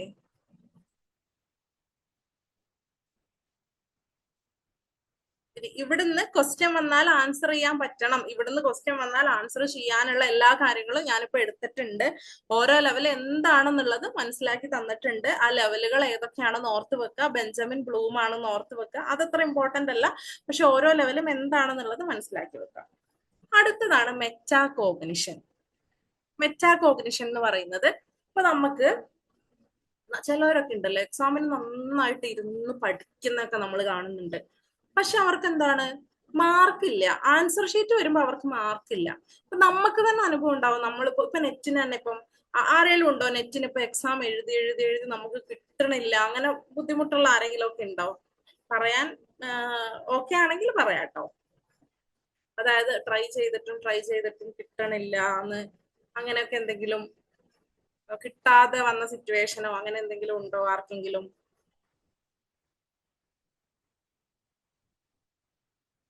ഇല്ല. ഓക്കെ, അപ്പൊ എന്താണ് നമ്മുടെ എന്താണ് എപ്പോഴും നമ്മുടെ എന്താ പറയാ പഠിക്കുന്ന രീതി നമ്മൾ നോക്കേണ്ടതായിട്ടുണ്ട്. ഇപ്പൊ നമുക്ക് തന്നെ പല എക്സാമിനും നമ്മൾ വലിയ കാര്യമായിട്ട് പഠിക്കുന്നൊക്കെ ഉണ്ടാവും, പക്ഷെ നമുക്കത് ആൻസർ ചെയ്യാൻ പറ്റുന്നില്ല, അല്ലെങ്കിൽ അത് എക്സാം ഹോളിലോട്ട് വരുമ്പോൾ നമ്മളത് മറക്കുകയാണ്. അങ്ങനെ ഒരുപാട് പ്രശ്നങ്ങൾ നമുക്കുണ്ട്. ആ ഒരു സിറ്റുവേഷനിലാണ് ഈ ഒരു മെറ്റാകോഗ്നിഷൻ എന്ന് പറയുന്ന ഒരു ടേമിന് ഇമ്പോർട്ടൻസ് ഉള്ളത്. അതായത് തിങ്കിങ് അബൌട്ട് തിങ്കിങ്, നമ്മളെ പറ്റി തന്നെ നമ്മൾ ചിന്തിക്കാം. അതായത് നമ്മൾക്ക് ഏത് രീതിയിൽ പഠിച്ചാലാണ് മാർക്ക് കിട്ടുക എന്നുള്ളത് നമ്മൾക്ക് അവയർനെസ് ഉണ്ടാവണം. ഇപ്പൊ അതായത് എനിക്കൊക്കെ ചിലപ്പോ ഈ വീഡിയോസ് ഒക്കെ കാണുക അങ്ങനെയൊക്കെ കണ്ടിട്ടുണ്ടെങ്കിൽ എനിക്ക് പെട്ടെന്ന് എനിക്കത് കാര്യം കിട്ടും. ചിലർക്ക് എഴുതി പഠിച്ചാൽ പെട്ടെന്ന് മനസ്സിലാവും, ചിലർക്ക് വായിച്ചു പഠിച്ചാൽ പെട്ടെന്ന് മനസ്സിലാവും, ചിലർക്ക് ഈ PDF ഒക്കെ വായിച്ചാലൊക്കെ പെട്ടെന്ന് മനസ്സിലാവും. അല്ലെ, പല ലെവലിൽ കാര്യങ്ങൾ മനസ്സിലാക്കുന്ന ആൾക്കാരുണ്ട്. ഓക്കെ, നമ്മുടെ തിങ്കിങ് പ്രോസസ് എന്താണ്, നമ്മൾ എങ്ങനെയാണ് കാര്യങ്ങളെ മനസ്സിലാക്കുന്നത്, നമുക്ക് തന്നെയുള്ള ഒരു തിങ്കിങ്, അതിനെയാണ് നമ്മൾ മെറ്റാകോഗ്നിഷൻ എന്ന് പറയുന്നത്. ഇത് ഇമ്പോർട്ടന്റ് ആണോ ഈ മെറ്റാകോഗ്നിഷൻ? ഈ മെറ്റാകോഗ്നിഷൻ ഉണ്ടെങ്കിലേ നമുക്ക് പ്ലാൻ ചെയ്യാൻ പറ്റുള്ളൂ നമുക്ക് എങ്ങനെ പഠിക്കണം. ഇപ്പൊ ഒരു എക്സാം വരുന്നുണ്ട്, ഇപ്പൊ PSC ആവാം അല്ലെങ്കിൽ നെറ്റിന്റെ എക്സാം ആവാം. എന്താണ് നമ്മൾ എങ്ങനെ പ്ലാൻ ചെയ്യണം, എഴുതി പഠിക്കണോ അല്ലെങ്കിൽ വീഡിയോ കാണണോ, വായിച്ചു പഠിക്കണോ, എന്നിട്ട് അതിനെ മോണിറ്റർ ചെയ്ത് അതിനെ ഇവാലുവേറ്റ് ചെയ്യാൻ വേണ്ടിയിട്ട് പറ്റണമെങ്കിൽ നമ്മൾ എങ്ങനെ പഠിച്ചാലാണ് നമുക്ക് എന്താണ് നമുക്കത് കിട്ടുക എന്നുള്ളത്, എങ്ങനെ പഠിച്ചാലാണ് ആ ഒരു എക്സാം ക്രാക്ക് ചെയ്യാൻ പറ്റുക എന്നുള്ളതിനെ പറ്റിയിട്ടുള്ള ധാരണ ഉണ്ടാവണം. തിങ്കിങ് അബൌട്ട് തിങ്കിങ്, നമ്മുടെ തിങ്കിങ്ങിനെ പറ്റിയിട്ട് തന്നെ നമുക്ക് ധാരണ ഉണ്ടാവണം. ഈ ഒരു ടേം ഇൻട്രൊഡ്യൂസ് ചെയ്തിട്ടുള്ളത് ജോൺ ഫ്ലാവൽ ആണ്. ഓക്കെ, ഇനി ഇതിൽ നമ്മൾക്ക് മെറ്റാ കോഗ്നിഷനിൽ എല്ലാ പ്രാവശ്യം ക്വസ്റ്റ്യൻ ചോദിക്കാറുണ്ട്. മെറ്റാ കോഗ്നിഷൻ എന്താണെന്നുള്ളത് ഓർത്ത് വെക്കുക. തിങ്കിങ് അബൌട്ട് തിങ്കിങ്, നമ്മുടെ തിങ്കിങ്ങിനെ പറ്റിയിട്ട് നമുക്ക് തന്നെ ഉണ്ടാവേണ്ടതായിട്ടുള്ള ധാരണയാണ് മെറ്റാ കോഗ്നിഷൻ എന്ന് പറയുന്നത്. തിങ്കിങ് അബൌട്ട് തിങ്കിങ്, അതായത് നമുക്ക് എന്തൊക്കെ അറിയാം, നമ്മളൊരു കാര്യം പഠിക്കുന്നതിന് മുന്നേ, ഇപ്പൊ നെറ്റിന് തന്നെ നിങ്ങൾ ഈ ടീച്ചിങ് ആപ്റ്റിറ്റ്യൂഡിന്റെ ക്ലാസ്സിൽ ഇരുന്നപ്പോൾ നിങ്ങൾക്ക് ഇതിനു മുന്നേ എന്തൊക്കെ ഈ കാര്യങ്ങളെ പറ്റിയിട്ട് അറിയാം, എന്തൊക്കെ എനിക്ക് ഈ കാര്യത്തെ പറ്റി അറിയാത്തതുണ്ട്, ഇനി എനിക്ക് അറിയില്ലെങ്കിൽ ഞാൻ അത് എങ്ങനെ ഇമ്പ്രൂവ് ചെയ്യണം, എന്റെ ലേണിംഗ് എങ്ങനെ ഇമ്പ്രൂവ് ചെയ്യണം, ഈ കാര്യങ്ങളെ പറ്റിയിട്ടൊക്കെ നമ്മൾ മനസ്സിലാക്കുന്നതാണ് മെറ്റാ കോഗ്നിഷൻ എന്ന് പറയുന്നത്. ഇതിന്റെ ഇമ്പോർട്ടന്റ് ആയിട്ടുള്ള കമ്പോണൻസ് എന്ന് പറയുന്നത് മെറ്റാ കോഗ്നിറ്റീവ് നോളേജ് ആണ്. അതായത് നമുക്ക് എന്തൊക്കെ കാര്യങ്ങളാണ് അറിയുക, നമ്മൾ എന്തൊക്കെ സ്ട്രാറ്റജീസ് എടുക്കേണ്ടതായിട്ടുണ്ട്. അതായത് ഇപ്പൊ എക്സാമ്പിൾ ആയിട്ട് ചിലപ്പോൾ നോട്ടൊക്കെ എഴുതി പഠിച്ചാൽ ചിലർക്ക് പെട്ടെന്ന് കാര്യങ്ങൾ കിട്ടും അല്ലെ, ചിലർക്ക് ഇപ്പൊ പറയുന്നതിന്റെ ഇടയിൽ ലെക്ചർ നോട്ടൊക്കെ എഴുതി അത് വായിക്കുന്ന സമയത്ത് പെട്ടെന്ന് കാര്യങ്ങൾ മനസ്സിലാക്കുന്നുണ്ടാവും. അപ്പൊ എന്തൊക്കെ സ്ട്രാറ്റജി, എന്തൊക്കെ ടാസ്കുകളാണ് എടുക്കേണ്ടതെന്നുള്ളത് നമ്മൾ മനസ്സിലാക്കിയിരിക്കണം. അതുപോലെ തന്നെ ഈ ഒരു മെറ്റാകോഗ്നിഷൻ എന്ന് പറയുമ്പോൾ തന്നെ എപ്പോഴും ചോദിക്കുന്ന ക്വസ്റ്റ്യൻ ആണ് ഈ ഒരു 3 സ്റ്റേജുകൾ, മെറ്റാകോഗ്നിറ്റീവ് സ്കില്ലുകൾ, പ്ലാനിങ്, മോണിറ്ററിങ്, ഇവാലുവേറ്റിംഗ്. ആ 3 ടേം മറക്കാതിരിക്കുക കേട്ടോ. നമ്മൾ ഫസ്റ്റ് പ്ലാൻ ചെയ്യണം, അതായത് നമ്മൾ എങ്ങനെ പഠിക്കണം, എന്തൊക്കെ പഠിക്കണം, ഏത് മെറ്റീരിയൽ, ഇപ്പൊ ഞാൻ മെറ്റീരിയൽ വായിച്ചിട്ടാണോ പഠിക്കണ്ടേ, ഏത് PDF ആണ് ഞാൻ വായിക്കേണ്ടത്, എല്ലാ കാര്യങ്ങളും നമ്മൾ മനസ്സിലാക്കി വെക്കേണ്ടതായിട്ടുണ്ട്. പിന്നെയാണ് മോണിറ്ററിങ്, നമ്മളെ തന്നെ നോക്കുക, നമ്മളുടെ ലേണിംഗ് ഒക്കെ നമ്മൾ മനസ്സിലാക്കുക, ദെൻ ഇവാലുവേറ്റ് ചെയ്യുക, നമ്മുടെ പെർഫോമൻസ് നമ്മൾ നോക്കുക. ഇപ്പൊ നിങ്ങൾ ഇത് കഴിഞ്ഞിട്ട് നിങ്ങൾ MCQ ടെസ്റ്റുകളൊക്കെ ചെയ്ത് നോക്കുക. അങ്ങനെയൊക്കെ ചെയ്യുമ്പോൾ നമുക്ക് മനസ്സിലാവും, ഓക്കെ എനിക്ക് നല്ല മാർക്ക് കിട്ടുന്നുണ്ടെങ്കിൽ എന്ത് ഞാൻ മനസ്സിലാക്കണം, ഈ ഒരു മെത്തേഡ്, ഞാൻ ഇപ്പൊ നോട്ട് എടുത്തിട്ടാണ് പഠിക്കുന്നെങ്കിൽ ഈ ഒരു നോട്ട് ടേക്കിംഗ് മെത്തേഡ് എനിക്ക് ഓക്കെ ആണ്, എനിക്ക് നല്ല മാർക്ക് കിട്ടിയിട്ടുണ്ടെന്ന് നമുക്ക് മനസ്സിലാക്കാൻ വേണ്ടിയിട്ട് പറ്റൂ അല്ലെ. പക്ഷെ എനിക്ക് മാർക്കേ കിട്ടിയിട്ടില്ലെങ്കിൽ എന്താണ്, ആ ഒരു മെത്തേഡ് പോരാ, ഞാൻ വേറൊരു മെത്തേഡിനെ പറ്റിയിട്ട് ആലോചിക്കേണ്ടതായിട്ടുണ്ട് എന്ന് എനിക്ക് മനസ്സിലാവുകയാണ്, ഞാൻ മെത്തേഡ് അവിടെ മാറ്റാണ്. അപ്പൊ അതുകൊണ്ടാണ് മെറ്റാ കോഗ്നിറ്റീവ് സ്കിൽ എന്ന് പറയുന്നത് വളരെയധികം ഇമ്പോർട്ടന്റ് ആയിട്ടുള്ളത്. അപ്പൊ എന്താണ് മെറ്റാ കോഗ്നിറ്റീവ് സ്കിൽ എന്ന് മനസ്സിലാക്കി വെക്കുക. 3 സ്റ്റേജ് മനസ്സിലാക്കുക, പ്ലാൻ ചെയ്യണം, പ്ലാനിനെ നമ്മൾ നന്നായിട്ട് മോണിറ്റർ ചെയ്യേണ്ടതായിട്ടുണ്ട്, ദെൻ ഇവാലുവേറ്റ് ചെയ്യേണ്ടതായിട്ടുണ്ട്. ഇപ്പൊ എക്സാമ്പിൾ ആയിട്ട് എന്താണ്, എന്തെങ്കിലും ഒരു നമ്മളോട് തന്നെ ചോദിക്കാം. ഇപ്പൊ നിങ്ങൾ ടീച്ചിങ് ആപ്റ്റിറ്റ്യൂഡിൽ നിങ്ങൾ ക്ലാസ് എടുക്കുകയാണല്ലോ, അപ്പൊ ടോപ്പിക്ക് മനസ്സിലായോ എന്ന് നമ്മളോട് തന്നെ നമ്മൾ ചോദിക്കാം. ഓക്കെ, ഇപ്പൊ നിങ്ങൾക്ക് ഇത് മനസ്സിലായില്ലെങ്കിൽ നിങ്ങളത് പറയുക. ഓക്കെ, നിങ്ങൾക്ക് ഇത് എഫക്റ്റീവ് അല്ലെങ്കിൽ പറയാം. അപ്പൊ നിങ്ങൾ തന്നെ ഒറ്റയ്ക്ക് പഠിക്കുന്ന സമയത്താണെങ്കിലും ചിലപ്പോ നമുക്ക് തന്നെ അറിയാലേ, പഠിച്ചിട്ട് ഇപ്പൊ എക്സാമിന്റെ തലേന്നൊക്കെ ആവും പഠിക്കുക. അപ്പൊ എന്താണ്, നമ്മൾ ഇങ്ങനെ പെട്ടെന്ന് പഠിക്കുന്നുണ്ട്, പക്ഷെ നമുക്ക് തന്നെ അറിയാം നമുക്കൊന്നും മനസ്സിലാവുന്നില്ല എന്നല്ലേ. അപ്പൊ എന്താണ്, നമ്മൾ സ്റ്റഡി മെത്തേഡ് മാറ്റുക, കുറച്ചുകൂടി എഫക്റ്റീവ് ആയിട്ടുള്ള സ്റ്റഡി മെത്തേഡുകൾ നോക്കുക. എന്നിട്ട് എക്സാമിന് നമുക്ക് മാർക്ക് ഇല്ലെങ്കിൽ നമ്മൾ നമ്മുടെ മിസ്റ്റേക്ക് അവിടെ കണ്ടുപിടിക്കാൻ വേണ്ടിയിട്ട് നോക്കുക. അപ്പൊ അതിനൊക്കെ മെറ്റാ കോഗ്നിറ്റീവ് സ്കിൽ എന്ന് പറയുന്നത് വളരെയധികം ഇമ്പോർട്ടന്റ് ആണ്. ഓക്കെ, നമ്മുടെ ലേണിംഗ് അബിലിറ്റി മനസ്സിലാക്കാനും ക്രിട്ടിക്കൽ തിങ്കിങ് മനസ്സിലാക്കാനും ഒക്കെ മെറ്റാ കോഗ്നിറ്റീവ് സ്കിൽ എന്ന് പറയുന്നത് വളരെയധികം ഇമ്പോർട്ടന്റ് ആണ്. ക്ലിയർ ആയോ?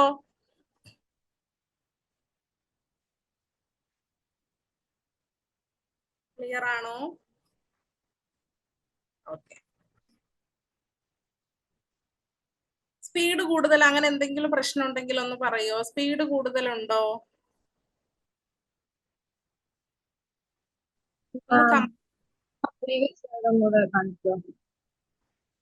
ക്ലിയർ ആയില്ല.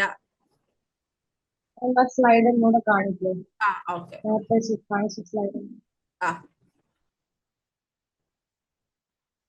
ഈ സ്ലൈഡ് ആണോ?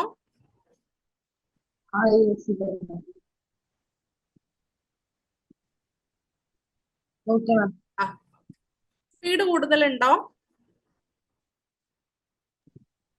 ആർക്കെങ്കിലും കമന്റിൽ ഒന്ന് പറയോ, വോയിസ് ക്ലിയർ അല്ല. Okay, no. ഓക്കെ, ആർക്കെങ്കിലും സ്പീഡ് കൂടുതൽ ഉണ്ടെങ്കിൽ പറയണം കേട്ടോ. ഓക്കെ, എന്തെങ്കിലും നിങ്ങൾക്ക് മനസ്സിലാക്കാത്തതോ എന്തെങ്കിലും ബുദ്ധിമുട്ടുണ്ടെങ്കിൽ നിങ്ങൾ കമന്റിൽ പറയുക, നമുക്കത് സോൾവ് ചെയ്യാം.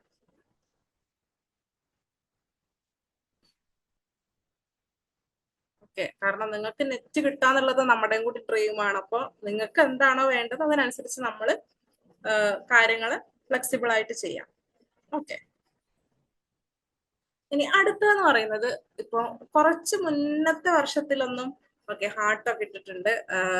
ഓക്കെ, അപ്പോ എന്താണ് കഴിഞ്ഞ അതായത് മുന്നത്തെ വർഷത്തിനേക്കാളും എന്താണ് മീൻസ് ഈ ഒരു സ്റ്റേജസ് ഓഫ് ടീച്ചിങ് ഒന്നും അത്ര കണ്ടിട്ടില്ല. അതായത് ഒരു 3 വർഷം മുന്നേ 2 വർഷം മുന്നേ ഒന്നും ഈ ഒരു സ്റ്റേജസ് ഓഫ് ടീച്ചിങ്ങിന് അത്ര ഒരു ഇമ്പോർട്ടൻസ് ഉണ്ടായിരുന്നില്ല. പക്ഷെ റീസെന്റ് വരുന്ന എക്സാമിനൊക്കെ ഈ ഒരു സ്റ്റേജസ് ഓഫ് ടീച്ചിങ് കാണാറുണ്ട്. ഓക്കെ, അതായത് നമ്മൾ ക്ലാസ്സിൽ ഇപ്പൊ നിങ്ങളൊക്കെ എന്താണ് ഇപ്പൊ നെറ്റും JRF ഒക്കെ എടുത്ത് ഭാവിയിലെ അസിസ്റ്റന്റ് പ്രൊഫസേഴ്സും ഒക്കെ ആയിട്ട് വരാൻ പോകുന്ന ആൾക്കാരാണ് അല്ലെ. അപ്പൊ എന്താണ് നമ്മൾ അതുകൊണ്ടാണ് ഈ ഒരു ടീച്ചിങ് ആപ്റ്റിറ്റ്യൂഡ് നമുക്ക് വളരെയധികം ഇമ്പോർട്ടന്റ് ആണ്. കാരണം നിങ്ങളുടെ ഫ്യൂച്ചറിലും നിങ്ങൾക്ക് ഇത് നന്നായിട്ട് ഹെൽപ്ഫുൾ ആവും. ഇപ്പൊ എക്സാമ്പിൾ ആയിട്ട് എനിക്ക് നെറ്റൊക്കെ കിട്ടി അല്ലെങ്കിൽ JRF ഒക്കെ കിട്ടി, ഞാൻ ഒരു ക്ലാസ്സിലേക്ക് പഠിപ്പിക്കാൻ വേണ്ടി പോവാണ്. ഇപ്പൊ നമ്മൾ കോളേജിൽ ജോയിൻ ചെയ്യുന്ന സമയത്ത് നമുക്ക് പറയുന്നുണ്ട് ഇതാണ് നിങ്ങളുടെ പേപ്പർ, നിങ്ങൾ ഈ പേപ്പറൊക്കെയാണ് എടുക്കേണ്ടതെന്ന് പറയുന്നു. നമ്മൾ പെട്ടെന്ന് ഒരു ദിവസം പോയിട്ട് ക്ലാസ്സിൽ വന്നിട്ടായിരിക്കുമോ നമ്മള് PDF ഒക്കെ നോക്കുക. നമ്മൾ അങ്ങനെ നോക്കിയിട്ടുണ്ടെങ്കിൽ എന്താവും എന്നാണ് ഭയങ്കര കോമഡി ആയിരിക്കും. കാരണം നമുക്കൊന്നും പറയാനും പറ്റില്ല, നമ്മളതിന് പ്രിപ്പയറും ചെയ്തിട്ടില്ല. ഓക്കെ, നമ്മളിപ്പോ ക്ലാസ്സിലൊക്കെ വന്നിട്ട് ഇപ്പൊ ഞാനിപ്പോ എടുത്തോണ്ടിരിക്കുമ്പോ ഞാനിവിടെ നോക്കുകയാണെന്നുണ്ടെങ്കിൽ അപ്പൊ ഞാനിങ്ങനെ തപ്പി കളിക്കുകയാണെന്നുണ്ടെങ്കിൽ നിങ്ങൾ തന്നെ വിചാരിക്കും അല്ലെ എന്താ ഞാൻ ചെയ്യുന്നതെന്ന്. അപ്പൊ എന്താണ് നമ്മള് ഈ ഒരു ടീച്ചിങ്ങിന്റെ സമയത്ത് നമ്മൾ ഈ ടീച്ചിങ്ങിന് മുന്നേ തന്നെ നമ്മൾ ബിഫോർ ടീച്ചിങ് ഇപ്പൊ ഞാൻ ഈ സ്ലൈഡൊക്കെ ഉണ്ടാക്കി ഇപ്പൊ നമുക്കറിയാലോ ഇതുകൊണ്ട് കുട്ടികൾക്ക് എന്താണ് കിട്ടേണ്ടത്, ഇതുകൊണ്ട് കുട്ടികൾക്ക് എങ്ങനെയൊക്കെയാണ് എക്സാമിന് വരുമ്പോ എന്റെ മനസ്സിൽ ഇത് ഉണ്ടാക്കുന്ന സമയത്ത് ഈ ഒരു ഇതിൽ നിന്ന് വന്നിട്ടുണ്ടെങ്കിൽ ഇത് ഈ ഒരു പാർട്ടിയിൽ നിന്ന് വന്നാൽ എല്ലാ കുട്ടികൾക്കും ആൻസർ ചെയ്യാൻ പറ്റണം, ഒരു കുട്ടി പോലും ആൻസർ ചെയ്യാൻ പറ്റാതെ ഇരിക്കരുത് എന്നുള്ളൊരു ആ ഒരു കൺസേണോട് കൂടിയിട്ടാണ് നമ്മൾ ഓരോ സ്ലൈഡുകളും ഉണ്ടാക്കുന്നത്. അപ്പൊ നമ്മൾ ടീച്ചിങ്ങിന് മുന്നേ തന്നെ പ്രീ ആക്റ്റീവ് സ്റ്റേജ് ഉണ്ട്, അതായത് വ്യക്തമായിട്ട് കുട്ടികൾക്ക് എന്ത് വേണം അത് നമ്മൾ മനസ്സിലാക്കി വെക്കുക. ഓക്കെ, അതുപോലെ തന്നെ നമ്മൾ അതിന് ഇന്ററാക്ഷൻ സ്റ്റേജ്, നമ്മൾ ആ ഒരു ലെസൺ പറയുന്ന സമയത്തും എന്തൊക്കെ കാര്യങ്ങൾ നമ്മൾ ശ്രദ്ധിക്കേണ്ടതായിട്ടുണ്ട്. നമ്മൾ ടീച്ചിങ്ങിൽ ഫോക്കസ് ചെയ്യുക, ഇന്ററാക്ട് ചെയ്യുന്ന സ്റ്റേജിൽ എന്തൊക്കെ ശ്രദ്ധിക്കണം. പിന്നെയാണ് ഇവാലുവേഷൻ സ്റ്റേജ്, അതായത് പറഞ്ഞതൊക്കെ കുട്ടികൾക്ക് മനസ്സിലായിട്ടുണ്ടോ എന്നുള്ള കാര്യങ്ങളെ പറ്റിയിട്ട് നോക്കുക. അതായത് before teaching, during teaching, after teaching, pre active, interactive, post active, ഈ 3 സ്റ്റേജുകളും ഉണ്ട്. വളരെയധികം ഇമ്പോർട്ടന്റ് ആണ്. എന്തൊക്കെയാണ്? Pre active, interactive, post active. ഇനി ഇത് എന്തൊക്കെയാന്ന് ഡീറ്റെയിൽ ആയിട്ട് നോക്കാം കേട്ടോ.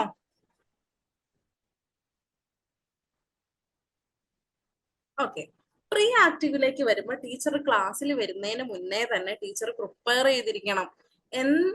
എന്തൊക്കെയാണ് എന്തൊക്കെ കാര്യങ്ങളാണ് ഞാൻ പഠിപ്പിക്കേണ്ടത്, എന്റെ ഒബ്ജക്റ്റീവ്സ് അല്ലെങ്കിൽ എന്റെ ഗോള് ഞാൻ സെറ്റ് ചെയ്യണം. ലെസൺ പ്ലാൻ എന്നൊക്കെ നമ്മൾ പറയും. ഇപ്പൊ നിങ്ങൾ BEd ഒക്കെ കഴിഞ്ഞ ആൾക്കാരാണെങ്കിൽ അറിയാം ലെസൺ പ്ലാൻ എന്നൊക്കെ ഉള്ള കാര്യമുണ്ട്. ഓക്കെ, അതായത് എന്താണ് ഈ ഒരു അവറിൽ ഞാൻ എന്താണ് പഠിപ്പിക്കേണ്ടത്, എത്ര മണിക്കൂറാണ് പഠിപ്പിക്കേണ്ടത്, അതൊക്കെയാണ് ലെസൺ പ്ലാനിൽ ഉണ്ടാവുക. ഓക്കെ, അപ്പൊ ആ തരത്തില് ക്ലാസ്സിൽ ടീച്ചർ വരുന്നതിന് മുന്നേ തന്നെ കുട്ടികൾക്ക് എന്തൊക്കെ കാര്യങ്ങൾ അറിഞ്ഞിരിക്കണം എന്നുള്ളതിനെ പറ്റിയിട്ടുള്ള മീൻസ് എന്തൊക്കെ കാര്യങ്ങൾ കുട്ടികൾക്ക് പറഞ്ഞു കൊടുക്കണം, ഇതിന്റെ ഒബ്ജക്റ്റീവ് എന്താണ്, ഞാൻ എന്താണ് ക്ലാസ്സിൽ പഠിക്കേണ്ടത്, ഇത് പഠിക്കുന്നതിലൂടെ കുട്ടികൾ എന്താണ് അച്ചീവ് ചെയ്യേണ്ടതെന്നുള്ള വ്യക്തമായിട്ടുള്ള ധാരണ ടീച്ചർക്ക് ഉണ്ടാവണം. Okay, fixing objective or goals fix ചെയ്യാന്നുള്ളതാണ്. അടുത്തതാണ് കണ്ടന്റ്, അതായത് ഏത് ടോപ്പിക്കാണ് ഞാൻ എടുക്കേണ്ടത്, അതിലൂടെ എന്തൊക്കെ ഇൻഫർമേഷൻ ആണ് ഞാൻ കുട്ടികൾക്ക് പറഞ്ഞു കൊടുക്കേണ്ടത്, അത് എങ്ങനെയാണ് പറഞ്ഞു കൊടുക്കേണ്ടത്. പിന്നെന്ന് പറഞ്ഞാൽ ഞാൻ ഏത് മെത്തേഡ് എടുക്കാം, ഇപ്പൊ പ്രൊജക്ട് മെത്തേഡ് ആണോ അല്ലെങ്കിൽ ബ്രെയിൻ സ്റ്റോമിംഗ് ആണോ ഡിസ്കഷൻ ആണോ, എന്ത് മെത്തേഡ് എടുത്തിട്ടാണ് ഞാൻ കുട്ടികൾക്ക് പറഞ്ഞു കൊടുക്കേണ്ടതെന്ന് നമ്മൾ ഡിസൈഡ് ചെയ്തിട്ടുണ്ടാവണം.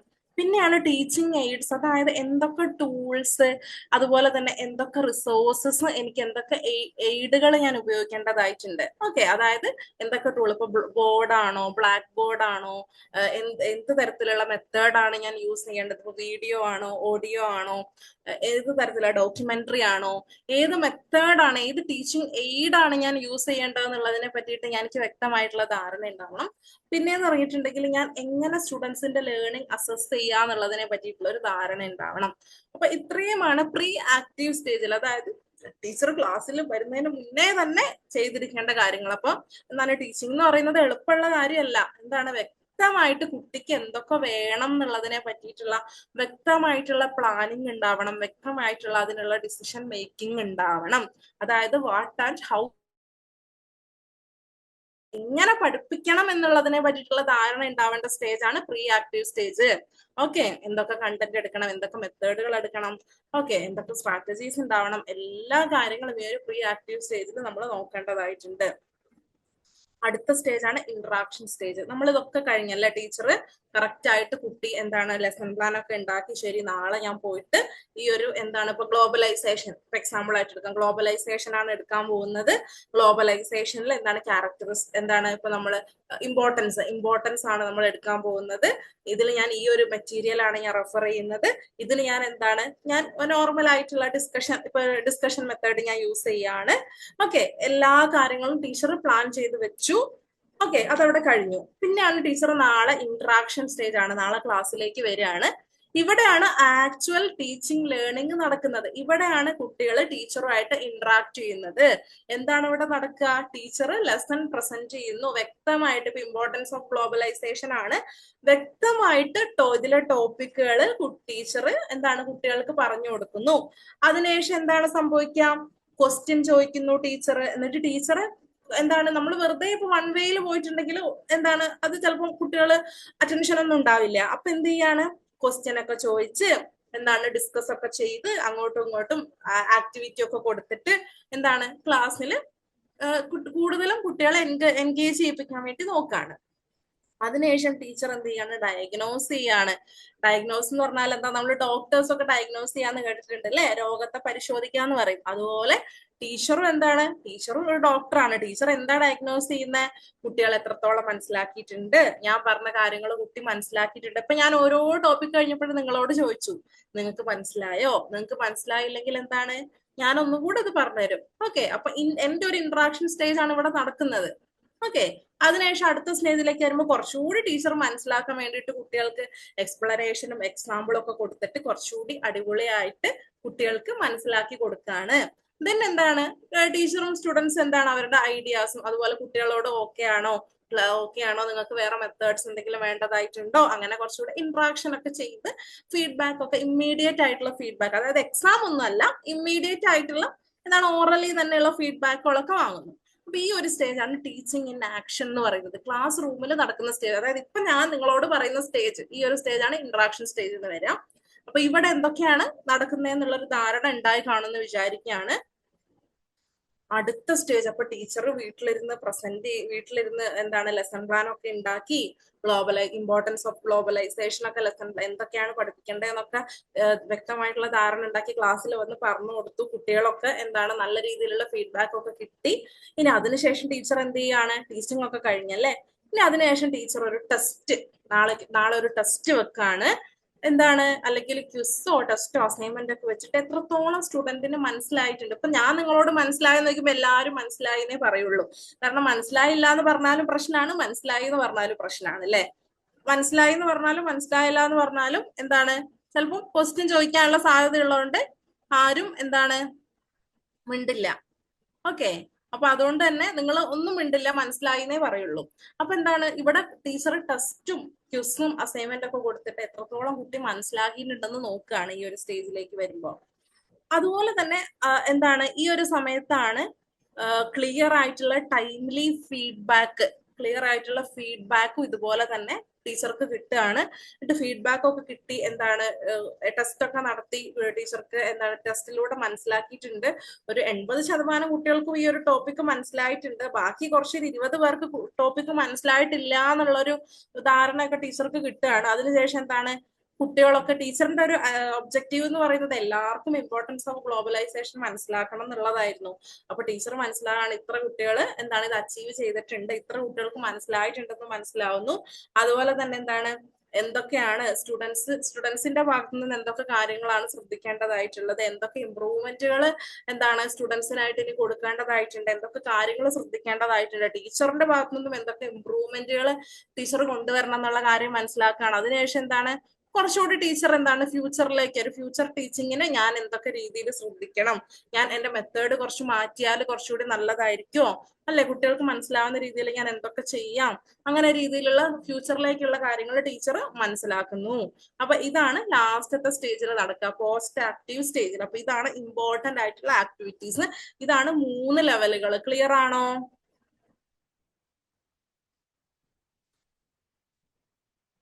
ഓക്കെ. അപ്പം എന്താന്ന് വെച്ചിട്ടുണ്ടെങ്കിൽ നിങ്ങൾ ഇതിനകത്ത് കോർ ആയിട്ടുള്ള കാര്യം 3 ലെവല് ഓർത്ത് വെക്കുക. ഓരോ ലെവലിലും എന്താണ് സംഭവിക്കുക എന്നുള്ളതിനെ പറ്റിയിട്ടുള്ള ഒരു ധാരണ ഉണ്ടാക്കുക. ഓക്കെ. അടുത്തെന്ന് പറഞ്ഞാല് മേജർ എന്താണ് ലേണിംഗ് സെന്റേർഡ് ആയിട്ടുള്ള മെത്തേഡുകൾ. ഇതും റീസെന്റ് ചോദിക്കുന്ന ഇമ്പോർട്ടന്റ് ആയിട്ടുള്ള ഒരു ഏരിയ തന്നെയാണ്. അപ്പൊ മേജർ അതായത് ലേണർ സെന്റേർഡ്, അതായത് കുട്ടി ലേണറിനെ കോൺസെൻട്രേറ്റ് ചെയ്തിട്ടുള്ള മെത്തേഡുകളെയാണ് നമ്മൾ ലേണർ സെന്റേർഡ് മെത്തേഡ് എന്ന് പറയാം. അവിടെ ടീച്ചർക്ക് വലിയ ഇമ്പോർട്ടൻസ് ഒന്നും ഉണ്ടാവില്ല. കുട്ടികളാണ് കൂടുതലായിട്ടും ഒരു എന്താണ് ഇൻപുട്ട് ഇടുക ഇവിടെ കുട്ടികളായിരിക്കും. കാരണം ഔട്ട്പുട്ട് വേണ്ടത് കുട്ടികൾക്കാണല്ലോ. അപ്പൊ കൂടുതലായിട്ടും കുട്ടികളാണ് ഇതില് എന്താണ് ഇൻപുട്ട് ഇടുന്നത്. ഓക്കെ. ഇപ്പൊ എക്സാമ്പിൾ ആയിട്ട് ഞാനിപ്പം ക്ലാസ്സിൽ വന്നിട്ട് ഒരു തിയറി ഇങ്ങനെ പറഞ്ഞു പോവാണ്. അതേ സമയം തന്നെ എന്താണ് അതേ തിയറി തന്നെ വേറൊരു ക്ലാസ്സിൽ പോയിട്ട് കുട്ടികൾക്ക് ആ ഒരു കാര്യം പറഞ്ഞു കൊടുത്തിട്ട് കുട്ടികളോട് ഡിസ്കസ് ചെയ്യാൻ പറയണം. എല്ലാവരും ഗ്രൂപ്പായിട്ട് ഇരുന്നിട്ട് ആ ഒരു തിയറി എന്താണ്, ആ ഒരു തിയറിയിൽ എന്താണ് ഇമ്പോർട്ടന്റ് ആയിട്ടുള്ള പോയിന്റ്സ് എന്തൊക്കെയാണെന്ന് നിങ്ങൾ അങ്ങോട്ടും ഇങ്ങോട്ടും ഡിസ്കസ് ചെയ്യേ. അങ്ങനെ പറയുമ്പോൾ കൂടുതലായിട്ടും എന്താണ് കുറച്ചുകൂടി നമ്മുടെ ഔട്ട്പുട്ട് കുറച്ച് അടിപൊളിയായിട്ട് കിട്ടുക ഏത് മെത്തേഡിനായിരിക്കും? വെറുതെ നമ്മൾ ലെക്ചർ മെത്തേഡിനാണോ അതോ ഡിസ്കഷൻ മെത്തേഡിനാണോ? ഏത് മെത്തേഡാണ് കുറച്ചുകൂടി നന്നായിട്ട് നമുക്ക് ഔട്ട്പുട്ട് കിട്ടുക? Discussion method. അതെന്തുകൊണ്ടാണ് ഡിസ്കഷൻ മെത്തേഡിന് ഔട്ട്പുട്ട് കൂടുതൽ കിട്ടുന്നത്? എല്ലാവരും ഇന്ററാക്ട് ചെയ്യും. സ്റ്റുഡൻസിന്റെ ഭാഗത്തുനിന്നുള്ള ഇന്ററാക്ഷൻ ഡിസ്കഷൻ മെത്തേഡിൽ ഉണ്ടാവും. അപ്പൊ മേജർ ലേണിംഗ് മെത്തേഡ് എന്ന് പറയുമ്പോൾ എന്താണ് കുട്ടികളുടെ ഇൻപുട്ട്, കുട്ടികളോടുള്ള ഇൻപുട്ട് കൂടുതലായിട്ട് വരുന്ന മെത്തേഡുകളാണ്. അപ്പൊ ഏതൊക്കെയാ മെത്തേഡുകൾ എന്നൊക്കെ ഒന്ന് ഓർത്ത് വെക്കാട്ടെ. ഈ ഒരു പേരുകളൊക്കെ ഒന്ന് ഓർത്ത് വെക്കുക. Discussion, project, problem solving, heuristic method, discovery learning, collaborative, inquiry based learning. ഇതൊക്കെയാണ് ഇമ്പോർട്ടന്റ് ആയിട്ട് UGCയിലെ സിലബസിൽ കണ്ടുവരുന്ന എന്താണ് ഇമ്പോർട്ടന്റ് ആയിട്ടുള്ള ലേണിംഗ് സെന്റേർഡ് മെത്തേഡുകൾ. അതിൽ ആദ്യത്തേതാണ് ഡിസ്കഷൻ മെത്തേഡ്. അതായത് ഇപ്പൊ ഒരു ടോപ്പിക് ടീച്ചർ പറയുകയാണ്. ഇപ്പൊ നമുക്ക് ഗ്ലോബലൈസേഷൻ തന്നെ എടുക്കാം, അത് അവിടെ നിന്നോട്ടെ. എന്താണ് ആ ഒരു ടോപ്പിക് ടീച്ചർ ഇതിന്റെ ഇമ്പോർട്ടൻസ് ഇപ്പൊ കറന്റ്ലി റെലവെന്റ് ആയിട്ടുള്ള ഇമ്പോർട്ടൻസ്, ഇപ്പൊ വാറൊക്കെ നടക്കുന്നുണ്ട് അല്ലെ? വാറിനൊക്കെ ശേഷമുള്ള ഗ്ലോബലൈസേഷന്റെ എന്തൊക്കെ റെലവെന്റ് ആയിട്ടുള്ള കാര്യങ്ങളാണ് ടീച്ചർ ഇങ്ങനെ ക്ലാസ്സിൽ പറയാണ്. ഇതാണ് നമ്മുടെ ടോപ്പിക്. അപ്പൊ എന്ത് ചെയ്യാ, നിങ്ങൾ ഇത് ഗ്രൂപ്പായിട്ടിരുന്ന് ഡിസ്കസ് ചെയ്യാന്ന് പറഞ്ഞിട്ട് ടീച്ചറും ഇരുന്നിട്ട് കുട്ടികളുടെ കൂടെ ഇരുന്ന് ഡിസ്കസ് ചെയ്യാണ്. അപ്പൊ ഇവിടെ എന്താ നടക്കുക? ഐഡിയാസ്, കുട്ടികൾ ഓരോരുത്തരും അവരുടെ ഐഡിയാസ് പറയൂ അല്ലെ? അതുപോലെ തന്നെ ഇവിടെ ഞാനിപ്പോ വേറൊരു കുട്ടി പറയുമ്പോൾ അതിപ്പോ ഒരു എന്താണ് മണ്ടത്തരാണെങ്കിലും നമ്മൾ അതിനെ റെസ്പെക്ട് ചെയ്യും. കാരണം അവർക്ക് ഇവിടെ എന്ന് പറഞ്ഞാൽ മണ്ടത്തരോ അങ്ങനത്തെ കാര്യങ്ങളൊന്നുമില്ല. എല്ലാം എന്താണ് ശരിയായിട്ടുള്ള കാര്യങ്ങളാണ്. കാരണം എല്ലാവരും അവരവരുടെ ഒപ്പീനിയൻ പറയുന്നു എന്നേ ഉള്ളൂ. അപ്പൊ ഇത് കുറച്ചുകൂടി സോഷ്യൽ സയൻസിലൊക്കെ ആട്ടോ നടക്കുക. അപ്പൊ മാത്സ് അതുപോലെ സയൻസിലൊന്നും ഈ ഒരു ഡിസ്കഷൻ മെത്തേഡ് അത്ര പോസിബിൾ ആവില്ല. ഓക്കെ. ഇതിലെന്ന് പറഞ്ഞിട്ടുണ്ടെങ്കിൽ അഡ്വാൻറ്റേജ് എന്ന് പറഞ്ഞാൽ കുറച്ചുകൂടി കുട്ടിക്ക് ലെക്ചർ മെത്തേഡ് എന്ന് പറയുമ്പോൾ ടീച്ചർ ഇങ്ങനെ പറയുന്നു, കുട്ടി ഇങ്ങനെ കേട്ടിരിക്കുക, പകുതി വഴിയിൽ ഉറങ്ങിപ്പോവുക, അല്ലെങ്കിൽ 5 മിനിറ്റേ ശ്രദ്ധിക്കുള്ളൂ. പക്ഷെ ഇതെന്ന് പറഞ്ഞാൽ കുട്ടീന്റെ കംപ്ലീറ്റ് ആയിട്ടുള്ള എന്താണ് ഒരു കോൺസെൻട്രേഷൻ അതിലുണ്ടാവും. അതുപോലെ തന്നെ എന്താണ് കമ്മ്യൂണിക്കേഷൻ സ്കില്ലുകൾ, നല്ല കമ്മ്യൂണിക്കേഷൻ സ്കില്ലുകൾ കുട്ടിക്ക് ഇമ്പ്രൂവ് ആവും അല്ലെ? കാരണം എല്ലാവരും കൂടി ഡിസ്കസ് ചെയ്യുമ്പോൾ കമ്മ്യൂണിക്കേഷൻ സ്കില്ല് വളരും. അതുപോലെ കുട്ടി കുറച്ചുകൂടി കോൺഫിഡന്റ് ആവും കാര്യങ്ങളൊക്കെ പറയാം. ആദ്യത്തെ ചിലപ്പോൾ മണ്ടത്തരാണെങ്കിലും ബാക്കിയുള്ളവർക്ക് അത് മണ്ടത്തരായിട്ട് തോന്നിയിട്ടുണ്ടാവില്ല. കാരണം ഇവിടെ അങ്ങോട്ടും ഇങ്ങോട്ടൊക്കെ റെസ്പെക്റ്റിന് എന്താണ് ഒപ്പീനിയൻസിന് റെസ്പെക്ട് കൊടുക്കുന്നുണ്ട്. അപ്പൊ കുട്ടി പിന്നെ ഐഡിയാസ് ഒക്കെ പറയാൻ കുറച്ചുകൂടി എന്താണ് മുന്നോട്ടേക്ക് വരും. അതിലൂടെ കോൺഫിഡന്റ് ആയിട്ട് കുട്ടി പോകും അല്ലെ? ഇനി അടുത്തതാണ് ലിമിറ്റേഷൻ എന്ന് പറയാം. അല്ല, ഇതിന്റെ ലിമിറ്റേഷൻ എന്ന് പറയുമ്പോൾ എന്താണ് കുറച്ചുകൂടി ടൈം കൺസ്യൂമിങ് ആണ്. കാരണം ടീച്ചർ അത് പറഞ്ഞ് ഓരോ കുട്ടികളോട് ചോദിച്ചത് ഡിസ്കസ് ചെയ്ത് വരിക എന്ന് പറയുന്നത് കുറേ സമയം വേണം അല്ലെ? ലെക്ചർ എന്ന് പറഞ്ഞാൽ ടീച്ചർ അത് പറഞ്ഞ 1 മണിക്കൂറിൽ കഴിഞ്ഞു. ഡിസ്കഷൻ എന്ന് പറയുമ്പോൾ 1-2 മണിക്കൂറൊക്കെ ടീച്ചറിന് വേണ്ടി വരും. ഗ്ലോബലൈസേഷനിൽ പറയുമ്പോൾ ചിലപ്പോൾ ടോപ്പിക് എത്തി നിൽക്കുക വേറെ ഏതെങ്കിലുമൊക്കെ എവിടെയെങ്കിലുമൊക്കെ ആയിരിക്കും. അപ്പൊ ടോപ്പിക്കിൽ നിന്നൊക്കെ മാറി പോകാനൊക്കെ ഉള്ള സാധ്യതയുണ്ട്. അതാണ് ഇതിന്റെ ഒരു ലിമിറ്റേഷൻ എന്ന് പറയുന്നത്. പിന്നെയാണ് പ്രൊജക്ട് മെത്തേഡ് എന്ന് പറയുന്നത്. അതായത് ലേണിംഗ് ബൈ ഡൂയിങ് എന്നാണ് അല്ലെ. നിങ്ങളിപ്പോ എന്താണ് FIUGP പ്രൊജക്ട് ഇല്ല, അല്ലാത്ത ഡിഗ്രി ഒക്കെ കഴിഞ്ഞവരാണെങ്കിൽ നിങ്ങളുടെ ലാസ്റ്റ് സെമ്മിൽ നിങ്ങൾക്ക് പ്രൊജക്ട് ഉണ്ടായിരുന്നു. അതിലറിയാം നിങ്ങൾ എത്രത്തോളം നിങ്ങളുടെ ഗൈഡിനെ ബുദ്ധിമുട്ടിച്ചിട്ടുണ്ടാവും, നിങ്ങൾ അങ്ങോട്ടും ഇങ്ങോട്ടൊക്കെ ബുദ്ധിമുട്ടിയിട്ടുണ്ടാവും അല്ലെ. അവിടെ എന്താണ്, നമ്മളാണ് അത് ചെയ്യുന്നത്. Learning by doing. നമ്മൾ പഠിക്കുന്നത് എങ്ങനെയാ, നമ്മൾ ചെയ്ത് പഠിക്കുക, വേറൊരു വഴിയില്ല. ഗൈഡ് എന്ന് പറഞ്ഞാല് എന്താണ്, നമുക്ക് ജസ്റ്റ് ഒന്ന്, ഇപ്പൊ നിങ്ങൾ PG ലാസ്റ്റ് സെം ആണെങ്കിൽ PG-യിലും ഉണ്ട്. അപ്പൊ എന്താണ്, ഗൈഡ് എന്ന് പറഞ്ഞാൽ ജസ്റ്റ് കാര്യങ്ങളെ ഗൈഡ് ചെയ്യുള്ളൂ. നമ്മളാണ് എല്ലാം ചെയ്യുന്നത്, ചെയ്ത് പഠിക്കുക, വേറൊരു വഴിയില്ല. ആരും നമ്മളെ ഹെൽപ്പ് ചെയ്യില്ല അല്ലെ. നമ്മൾ റിയൽ ലൈഫിൽ നിന്നുകൊണ്ട് നമ്മുടെ സബ്ജക്റ്റുമായിട്ട് കണക്ട് ചെയ്ത് പഠിക്കുകയാണ് പ്രൊജക്ട് മെത്തേഡില്. വ്യക്തമായിട്ടുള്ള ഒരു പ്ലാനിങ് ഉണ്ടാവണം, കാര്യങ്ങളെ വ്യക്തമായിട്ട് തന്നെ എക്സിക്യൂട്ട് ചെയ്യണം, അല്ലെങ്കിൽ പ്രൊജക്റ്റിൽ പാളൂ അല്ലെ. അതുപോലെ തന്നെ കാര്യങ്ങൾ റെക്കോർഡ് ചെയ്യുക, ഇവാലുവേറ്റ് ചെയ്യുക. അപ്പൊ ഈ പ്രൊജക്ട് മെത്തേഡിലുള്ള ഒരു step planning, execution, recording, evaluation previous year ക്വസ്റ്റ്യനിൽ ചോദിച്ചിട്ടുണ്ട്, ഓർത്ത് വെക്കാട്ടോ. പ്ലാനിങ്, എക്സിക്യൂഷന്, റെക്കോർഡിംഗ്, ഇവാലുവേഷൻ. ആദ്യം നമ്മൾ കാര്യങ്ങൾ പ്ലാൻ ചെയ്യുന്നു, എന്തൊക്കെ ചെയ്യണം, എന്തൊക്കെ കാര്യങ്ങൾ ഞാൻ ശ്രദ്ധിക്കേണ്ടതായിട്ടുണ്ട്. ദെൻ ആ പ്ലാനിനെ നമ്മൾ എക്സിക്യൂട്ട് ചെയ്യാൻ വേണ്ടിയിട്ട് നോക്കുന്നു. ദെൻ അതിനെ കറക്റ്റ് ആയിട്ട് റെക്കോർഡ് ചെയ്യുന്നു. ദെൻ അതിനെ ഇവാലുവേഷൻ ചെയ്യുന്നു. ഇവിടെ ടീം വർക്ക് ഉണ്ടാവും, അതുപോലെ അങ്ങോട്ടും ഇങ്ങോട്ടും റെസ്പോൺസിബിലിറ്റി ഉണ്ട്. അതുപോലെ തന്നെ നമ്മൾ പ്രാക്ടിക്കൽ ആയിട്ടുള്ള സ്കില്ലുകളൊക്കെ ഈ ഒരു പ്രൊജക്ട് മെത്തേഡിൽ യൂസ് ചെയ്യുന്നുണ്ട്. പിന്നെയാണ് പ്രോബ്ലം സോൾവിങ് മെത്തേഡ്. അതായത് നിങ്ങൾക്കറിയാം, അതായത് ഒരു പ്രോബ്ലം അല്ലെങ്കിൽ ഒരു സിറ്റുവേഷൻ നമ്മൾ അനലൈസ് ചെയ്തിട്ട് അതിനെ ലോജിക്കലി സോൾവ് ചെയ്യാൻ ശ്രമിക്കുകയാണ് പ്രോബ്ലം സോൾവിങ് മെത്തേഡിലേക്ക് വരുമ്പോൾ.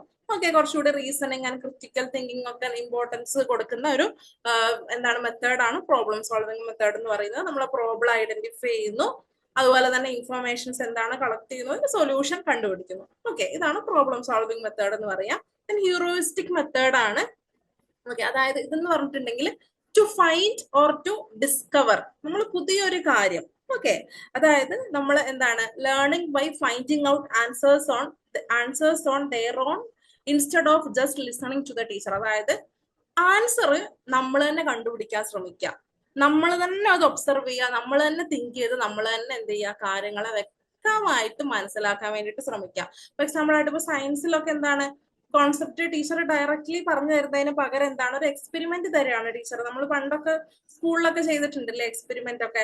എന്നിട്ട് എന്താണ് നമ്മൾ തന്നെ ലാബിലൊക്കെ പോയിട്ട് എക്സ്പെരിമെന്റ് ഒക്കെ ചെയ്യണം. അപ്പൊ ജസ്റ്റ് ടീച്ചർ കാര്യങ്ങൾ പറയുള്ളൂ, പിന്നെ നമ്മളാണ് ചെയ്യേണ്ടത്. അപ്പൊ ഈ തരത്തിൽ നമ്മളൊരു ഫൈൻഡ് ചെയ്യാണ് പുതിയൊരു കാര്യം. ഇപ്പൊ സാധനങ്ങളൊക്കെ മിക്സ് ചെയ്തിട്ട് വരുമ്പോൾ പുതിയൊരു സംഭവം ഉണ്ടാവും. നമ്മൾ ലാബിലൊക്കെ ചെയ്തിട്ടുണ്ട്, കെമിസ്ട്രി ലാബിലൊക്കെ. അപ്പൊ ഈ തരത്തിൽ എന്താണ് ടീച്ചർ ജസ്റ്റ് ഇങ്ങനെയാണെന്ന് പറയും, നമ്മളത് പോയിട്ട് ആ ഒരു പുതിയ കാര്യത്തെ നമ്മൾ ഫൈൻഡ് ചെയ്യാണ്, പുതിയ കാര്യത്തെ ഡിസ്കവർ ചെയ്യാണ്. ഓക്കെ, ഈ ഒരു മെത്തേഡിനെയാണ് ഹ്യൂറിസ്റ്റിക് മെത്തേഡ് എന്ന് പറയുക. അതായത് എക്സ്പെരിമെന്റിലൂടെ ഒക്കെ നമ്മൾ കാര്യങ്ങൾ ഒബ്സർവ് ചെയ്യുക, അതിനെപ്പറ്റി മനസ്സിലാക്കാൻ വേണ്ടിയിട്ട് ശ്രമിക്കുക. ഇതാണ് ഹ്യൂറിസ്റ്റിക് മെത്തേഡ് എന്ന് പറയാം. കൊളാബറേറ്റീവ് ആൻഡ് കോപ്പറേറ്റീവ് ലേണിംഗ് ആണ്. കൊളാബറേറ്റീവ് ലേണിംഗ് എന്ന് പറയുമ്പോൾ എന്താണ്, students work together freely to achieve a common goal. അപ്പൊ സ്റ്റുഡൻസ് എന്താണ് ഒരുമിച്ച് വർക്ക് ചെയ്യാണ്, ഒരു കോമൺ ഗോളിന് വേണ്ടിയിട്ട് സ്റ്റുഡൻസ് ഒരുമിച്ച് വർക്ക് ചെയ്യാൻ വേണ്ടിയിട്ട് ശ്രമിക്കുകയാണ്. ഇവിടെ പ്രത്യേകമായിട്ടുള്ള ഒരു സ്ട്രക്ചർ ഒന്നും ഇല്ല, ഇവിടെ പ്രത്യേകമായിട്ടുള്ള റോൾസും ഇല്ല. അങ്ങോട്ടും ഇങ്ങോട്ടും ഐഡിയാസിലൂടെയും ഡിസ്കഷൻസിലൂടെയും ഗ്രൂപ്പ് തിങ്കിങ്ങിലൂടെയും ഡിസ്കഷനിലൂടെയും ഒക്കെ എന്താണ് ഒരുമിച്ച് നമ്മൾ കാര്യങ്ങൾ മനസ്സിലാക്കുന്ന എളുപ്പമാണ്. അതാണ് കൊളാബറേറ്റീവ് ലേണിംഗ് എന്ന് പറയാം. ഓക്കെ, കോപ്പറേറ്റീവ് ലേണിംഗ് ആണ് അടുത്തത്. കോപ്പറേറ്റീവ് ലേണിംഗ് എന്ന് പറയുമ്പോൾ എന്താണ് ക്ലിയർലി ഡിഫൈൻഡ് റോൾസ് ഉണ്ടാവും. ഓക്കെ, അതാണ് നമ്മളുടെ കൊളാബറേറ്റീവും കോപ്പറേറ്റീവും തമ്മിലുള്ള വ്യത്യാസം. കൊളാബറേറ്റീവ് എന്ന് പറയുമ്പോൾ എന്താണ് ഫിക്സ്ഡ് ആയിട്ടുള്ള റോൾ ഒന്നും ഉണ്ടാവില്ല, അത്ര സ്ട്രക്ചേർഡ് ഒന്നും അല്ല. നമ്മൾ കാര്യങ്ങൾ ഐഡിയാസ് ഒക്കെ ഡിസ്കസ് ചെയ്യുന്നു. കോപ്പറേറ്റീവിലേക്ക് വരുമ്പോൾ എന്താണ് ക്ലിയർ ആയിട്ടുള്ള ഡിഫൈൻഡ് റോൾസുകൾ ഉണ്ടാവും, സ്ട്രക്ചേർഡ് ആണ്. ഫോർ എക്സാമ്പിൾ ആയിട്ട് ടീച്ചർ പ്രൊജക്ട്, ഇപ്പം കൊളാബറേറ്റീവും കോപ്പറേറ്റീവും തമ്മിലുള്ള ഒരു വ്യത്യാസം പറയുകയാണെങ്കിൽ, കൊളാബറേറ്റീവിൽ പറഞ്ഞാൽ ഇപ്പൊ ടീച്ചർ എന്താണ് നമുക്കൊരു ടോപ്പിക് തരികയാണ്, 5 പേരുള്ള ടീമായിട്ട് നമ്മളിങ്ങനെ ഡിവൈഡ് ചെയ്തിട്ടുണ്ട്. അപ്പൊ ടീച്ചർ ഈ ഒരു ടോപ്പിക് പറഞ്ഞു, ടീച്ചർ പറഞ്ഞു നിങ്ങൾ ഇത് ഡിസ്കസ് ചെയ്തിട്ട് നാളെ വന്ന് നിങ്ങൾ പ്രസന്റ് ചെയ്യണം. ഇത് പറഞ്ഞാൽ ഇതിന് നമ്മൾ കൊളാബറേറ്റീവ് എന്ന് പറയാം. ഓക്കെ, ഇനി കോപ്പറേറ്റീവിലേക്ക് വരുമ്പോൾ ടീച്ചർ 5 ഡിവൈഡ് ചെയ്തിട്ട് ടീച്ചർ പറയാണ് ഈ ഒരു ടോപ്പിക് നിങ്ങൾ 5 പേരും 5 മിനിറ്റ് വീതം ഈ ഒരു ടോപ്പിക് പ്രസന്റ് ചെയ്തിരിക്കണം. 5 മിനിറ്റിൽ ഒരാൾ ഇൻട്രൊഡക്ഷൻ പറയുക, ഒരാൾ അതിന്റെ ഇമ്പോർട്ടന്റ് ആയിട്ടുള്ള എന്താണ് ഇമ്പോർട്ടന്റ് ആയിട്ടുള്ള അതിന്റെ പോയിന്റ്സ് പറയുക, ഒരാള് എന്താണ് അതിന്റെ ഫൈൻഡിങ്സ് പറയുക, ഒരാള് കൺക്ലൂഷൻ പറയുക. അങ്ങനെ ഈ ഓരോരുത്തരും ഇതാണ് പറയേണ്ടത് എന്നുള്ള വ്യക്തമായിട്ടുള്ള എന്താണ് ക്ലിയർലി ഡിഫൈൻഡ് റോൾസ്, ആരാണ് അതിന്റെ കാര്യങ്ങൾ പറയുന്ന, ആരാണ് അതിന്റെ ലീഡർ, എല്ലാ കാര്യങ്ങളും വ്യക്തമായിട്ട് ഡിഫൈൻ ചെയ്തിട്ടുണ്ടെങ്കിൽ അതാണ് കോഓപ്പറേറ്റീവ് ലേണിംഗ് എന്ന് പറയുന്നത്. അപ്പൊ ഓരോ സ്റ്റുഡന്റും ഇവിടെ റെസ്പോൺസിബിൾ ആണ്. ഓക്കെ, അപ്പൊ അതുപോലെ തന്നെ എന്താണ് ഇവിടെ എന്ന് പറഞ്ഞിട്ടുണ്ടെങ്കിൽ മൊത്തത്തിൽ അവർ കുറച്ചുകൂടി എന്താണ് അവരവരുടേതായിട്ടുള്ള കാര്യത്തിൽ റെസ്പോൺസിബിൾ ആണ്. കാരണം അങ്ങനെ ഉണ്ടെങ്കിൽ ഗ്രൂപ്പായിട്ട് ചെയ്യുന്ന കാര്യം അടിപൊളിയായിട്ട് മുന്നോട്ടേക്ക് വരുള്ളൂ. അപ്പൊ ഇതാണ് കോഓപ്പറേറ്റീവ് ലേണിംഗും കൊളാബറേറ്റീവ് ലേണിംഗും തമ്മിലുള്ള വ്യത്യാസം എന്ന് പറയുന്നത്. പിന്നെ ഇൻക്വയറി ബേസ്ഡ് ലേണിംഗ് ആണ്. അതായത് എന്താണ് സ്റ്റുഡൻസ് ക്വസ്റ്റ്യൻസ് ഒക്കെ ചോദിച്ച് എൻക്വയറി ചെയ്യാണ്, പുതിയൊരു കാര്യത്തെ പറ്റി മനസ്സിലാക്കുകയാണ്, ഇൻവെസ്റ്റിഗേറ്റ് ചെയ്യാണ്. വെറുതെ ഫാക്ടിനെ പറ്റി മാത്രം മനസ്സിലാക്കാതെ പുതിയ കാര്യങ്ങൾ ക്വസ്റ്റ്യൻ ചെയ്യുന്നു, ക്വസ്റ്റ്യൻ ചോദിക്കുന്നു, എക്സ്പ്ലോർ ചെയ്യുന്നു, അവരവരുടേതായിട്ടുള്ള രീതിയിൽ എന്താണ് ഡിസ്കവർ ചെയ്യാൻ ശ്രമിക്കുന്നു. അപ്പൊ ഇതില് എന്താണ് ഇമ്പോർട്ടന്റ് ആയിട്ടുള്ള സ്റ്റെപ്പുകൾ ഉണ്ട്. ആദ്യത്തേതാണ് ക്വസ്റ്റ്യനിങ് എന്ന് പറയുന്നത്. അതായത് ആ ഒരു പ്രോബ്ലത്തെ മനസ്സിലാക്കുന്നതിന് വേണ്ടിയിട്ട് സ്റ്റുഡൻസ് എന്താണ് അവർ തന്നെ ക്വസ്റ്റ്യൻ ചോദിക്കുകയാണ്, എങ്ങനെ ഇത് ചെയ്യാം, എങ്ങനെ ഇതിനെപ്പറ്റി മനസ്സിലാക്കാം എന്നുള്ളത് അവർ തന്നെ തിങ്ക് ചെയ്തിട്ട് ക്വസ്റ്റ്യനിങ് ചെയ്യാണ്. പിന്നെയാണ് ഇൻവെസ്റ്റിഗേഷൻ നടക്കുക. അതായത് കുറച്ചുകൂടി ഡീറ്റെയിൽ ആയിട്ട് ആ ഒരു കാര്യത്തെ എക്സ്പ്ലോർ ചെയ്യാൻ ശ്രമിക്കുകയാണ്, കുറച്ചുകൂടി ആ ഒരു കാര്യത്തെ ഒബ്സർവ് ചെയ്യാണ്, അതിലോട്ടുള്ള എക്സ്പെരിമെന്റുകൾ നടത്തിയിട്ട് ഇൻഫോർമേഷൻസ് ഒക്കെ കളക്ട് ചെയ്യാൻ വേണ്ടിയിട്ട് നോക്കുകയാണ്. പിന്നെ നമ്മൾ എന്ത് ചെയ്യുന്നു, അതിനെ അനലൈസ് ചെയ്യുന്നല്ലേ, നമുക്ക് കിട്ടിയിട്ടുള്ള ഇൻവെസ്റ്റിഗേഷനിലൂടെ ഒക്കെ നമുക്ക് കിട്ടിയിട്ടുള്ള കാര്യങ്ങളെ അനലൈസ് ചെയ്യുന്നു, അതിനെപ്പറ്റി തിങ്ക് ചെയ്യുന്നു, കമ്പയർ ചെയ്യുന്നു, അതുപോലെ ഇന്റർപ്രിറ്റ് ചെയ്യുന്നു. പിന്നെയാണ് കൺക്ലൂഷൻ. അനലൈസ് ചെയ്ത കാര്യത്തെ എന്താണ് നമുക്കൊരു ആൻസറിലേക്ക് എത്തുന്നു, ഒരു കൺക്ലൂഷനിലേക്ക് എത്തുന്നു. പിന്നെ ലാസ്റ്റ് സ്റ്റേജ് ആണ് പ്രസന്റേഷൻ. അപ്പൊ ഇൻക്വയറിയിലുള്ള ഈ ഒരു 5 സ്റ്റേജുകൾ ഓർത്ത് വെക്കുക, ഇൻക്വയറിയിലുള്ള 5 സ്റ്റെപ്പുകൾ നിങ്ങൾ ഓർത്ത് വെക്കുക കേട്ടോ. അപ്പൊ എന്താണ് ഇതിലൂടെ എന്താണ് ടീച്ചർ ഒരു പ്രോബ്ലത്തെ സിറ്റുവേഷൻ കൊടുത്തിട്ട് എന്താണ് കുട്ടി അതിനെ ഒബ്സർവ് ചെയ്യാണ് ചെയ്യുന്നത്. ഓക്കെ, അപ്പൊ ഇതിൽ നിങ്ങൾ ഇമ്പോർട്ടന്റ് ആയിട്ടുള്ള സ്റ്റേജ് എന്താണ് ലേണർ സെന്റേർഡ് ആയിട്ടുള്ള മെത്തേഡുകൾ നമ്മൾ പഠിച്ചു. ഇതിൽ നിങ്ങൾ മനസ്സിലാക്കേണ്ടതെന്ന് പറഞ്ഞിട്ടുണ്ടെങ്കിൽ എല്ലാം അങ്ങോട്ടും ഇങ്ങോട്ടും സിമിലർ ആയിട്ടാണ് ഉണ്ടാവുക. അപ്പൊ നിങ്ങൾ ഇമ്പോർട്ടന്റ് ആയിട്ടുള്ള ലേണർ സെന്റേർഡ് മെത്തേഡ് ഏതൊക്കെയാണ് ഉള്ളത് എന്നുള്ളത്, അതായത് ഡിസ്കഷൻ മെത്തേഡ് എന്ന് പറയുമ്പോഴേ അത് ടീച്ചർ സെന്റേർഡ് ആണോ സ്റ്റുഡന്റ് സെന്റേർഡ് ആണോ എന്ന് ഓർമ്മ ഉണ്ടാവണം. അപ്പൊ എല്ലാ മെത്തേഡുകളും ലേണിംഗ് സെന്റേർഡ് മെത്തേഡ് ഏതൊക്കെയാണ് ഉള്ളത് എന്നുള്ളതിനെ പറ്റിയിട്ട് കറക്റ്റ് ആയിട്ട് മനസ്സിലാക്കി വെക്കുക. പിന്നെ എല്ലാ മെത്തേഡും എന്താണെന്നുള്ളതിനെ പറ്റിയിട്ടുള്ളൊരു ധാരണ ഉണ്ടായോ, ഇൻക്വയറി എന്താണ്, ഡിസ്കഷൻ എന്താണ്, ഹ്യൂറിസ്റ്റിക് എന്താണ്, ഓക്കെ, എല്ലാ കൊളാബറേറ്റീവ് എന്താണെന്നുള്ളതൊന്ന് മനസ്സിലാക്കി വെക്കുക. അത്രയാണ് നിങ്ങൾ ഇപ്പൊ പ്രൊജക്ട് എന്താണ്, അതുപോലെ പ്രൊജക്റ്റിലുള്ള സ്റ്റെപ്പുകളും ഇൻക്വയറിയിലുള്ള സ്റ്റേജുകളും നിങ്ങൾ മനസ്സിലാക്കി വെക്കുക. അപ്പൊ ഇത്രയുമാണ് നമ്മൾ ഈ ഒരു എന്താണ് ലേണിംഗ് സെന്റേർഡിലുള്ള ഇമ്പോർട്ടന്റ് ആയിട്ട് നിങ്ങൾക്ക് മനസ്സിലാക്കിയിരിക്കേണ്ട കാര്യങ്ങൾ. ക്ലിയർ ആണോ?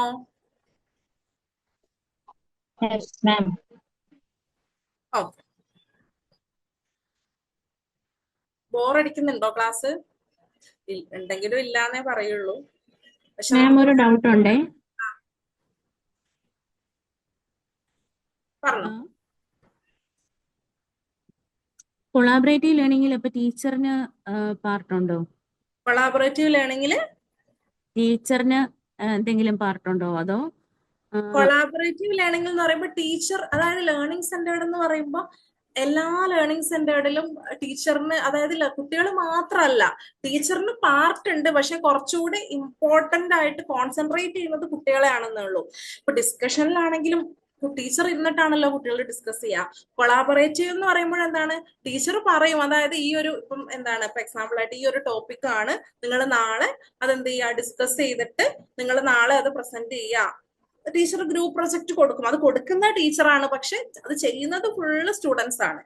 ടീച്ചറിന്റെ ഒരു ഗൈഡൻസ് ഉണ്ടാവും, എല്ലാ സ്റ്റേജിലും ടീച്ചറിന്റെ ഒരു ഗൈഡൻസ് ഉണ്ടാവും, പക്ഷെ ചെയ്യുന്നത് കുട്ടികളാണ്. മനസ്സിലായോ? കോഓപ്പറേറ്റീവ് ലേണിംഗിലും അങ്ങനെ തന്നെയല്ലേ? കൊളാബറേറ്റീവും കോഓപ്പറേറ്റീവിൽ എന്താ വ്യത്യാസം വെച്ചിട്ടുണ്ടെങ്കിൽ, കൊളാബറേറ്റീവില് ടീച്ചർ ഇങ്ങനെ പറയും, അപ്പൊ 5 കുട്ടികളുള്ള ഒരു ഗ്രൂപ്പ് ആണെങ്കിൽ ഒരു 10 ഗ്രൂപ്പ് ഉണ്ടാവും. അപ്പൊ നാളെ ഈ ഒരു ടോപ്പിക് ആണ്, നിങ്ങൾ ഇത് വന്ന് പ്രസന്റ് ചെയ്യുക, നിങ്ങൾ നിങ്ങളുടേതായിട്ടുള്ള രീതിയിൽ എന്ത് ചെയ്യാം മനസ്സിലാക്കിയിട്ട് നിങ്ങൾ ഇത് പ്രസന്റ് ചെയ്യുക, അല്ലെങ്കിൽ ഇതിനെ ഡിസ്കസ് ചെയ്യാം, എന്തെങ്കിലും ഒരു കാര്യം പറയും. അപ്പൊ ഇവിടെ ആർക്ക് വേണമെങ്കിലും ഡിസ്കസ് ചെയ്യാം. പക്ഷേ കോഓപ്പറേറ്റീവിൽ എന്താണ്, ടീച്ചർ പറയും 5 പേര് ഓരോരുത്തരും ഈ ഒരു ടോപ്പിക്കാണ് ഡിസ്കസ് ചെയ്യേണ്ടത്, ഇതിന്റെ ലീഡർ ആരാണ് പ്രസന്റ് ചെയ്യുന്നത്, ആരൊക്കെ ഏതൊക്കെ ടോപ്പിക്കാണ്, ഫിക്സ്ഡ് ആയിട്ടുള്ള ഒരു സ്ട്രക്ചർ ഉണ്ടാവും. അതാണ് കൊളാബറേറ്റീവും കോഓപ്പറേറ്റീവിലുള്ള ഡിഫറൻസ്. എല്ലാത്തിലും ടീച്ചറിന്റെ ഒരു ഗൈഡൻസോട് കൂടിയിട്ടാണ് എല്ലാ ലേണിങ്ങുകളും നടക്കുക. നമുക്ക് പ്രൊജക്റ്റ് ഒക്കെ എടുത്താൽ ഓക്കെ അല്ലേ? പ്രൊജക്റ്റ് എടുത്താലും നമ്മൾ ടോപ്പിക് നിങ്ങളൊക്കെ പ്രൊജക്ട് ചെയ്തിട്ടുണ്ടാവുമല്ലോ. നമ്മൾ ടോപ്പിക് ഇതാണ് എന്റെ ടോപ്പിക്, ഞാൻ ഫുൾ എന്റെ റിസർച്ച് കഴിഞ്ഞിട്ടാണോ നമ്മൾ ടീച്ചറിന്റെ അടുത്ത് കൊടുക്കുക? ആണോ? അല്ല. ആണോ? അല്ല. അല്ല. നമ്മൾ ഓരോ ഇപ്പൊ നിങ്ങൾ കോളേജിൽ എങ്ങനെയാന്ന് അറിയില്ല, നമ്മളൊക്കെ ഉള്ള സമയത്ത് ഇൻട്രൊഡക്ഷൻ കഴിഞ്ഞാൽ 10 പ്രാവശ്യം പോണം അല്ലേ? അല്ലേ? ആ സിനോപ്സിസ് ഒക്കെ ആയിട്ട്. ഓക്കെ, എല്ലാത്തിനും എന്താണ് 10-15 പ്രാവശ്യം നമ്മൾ പോകേണ്ടി വരും.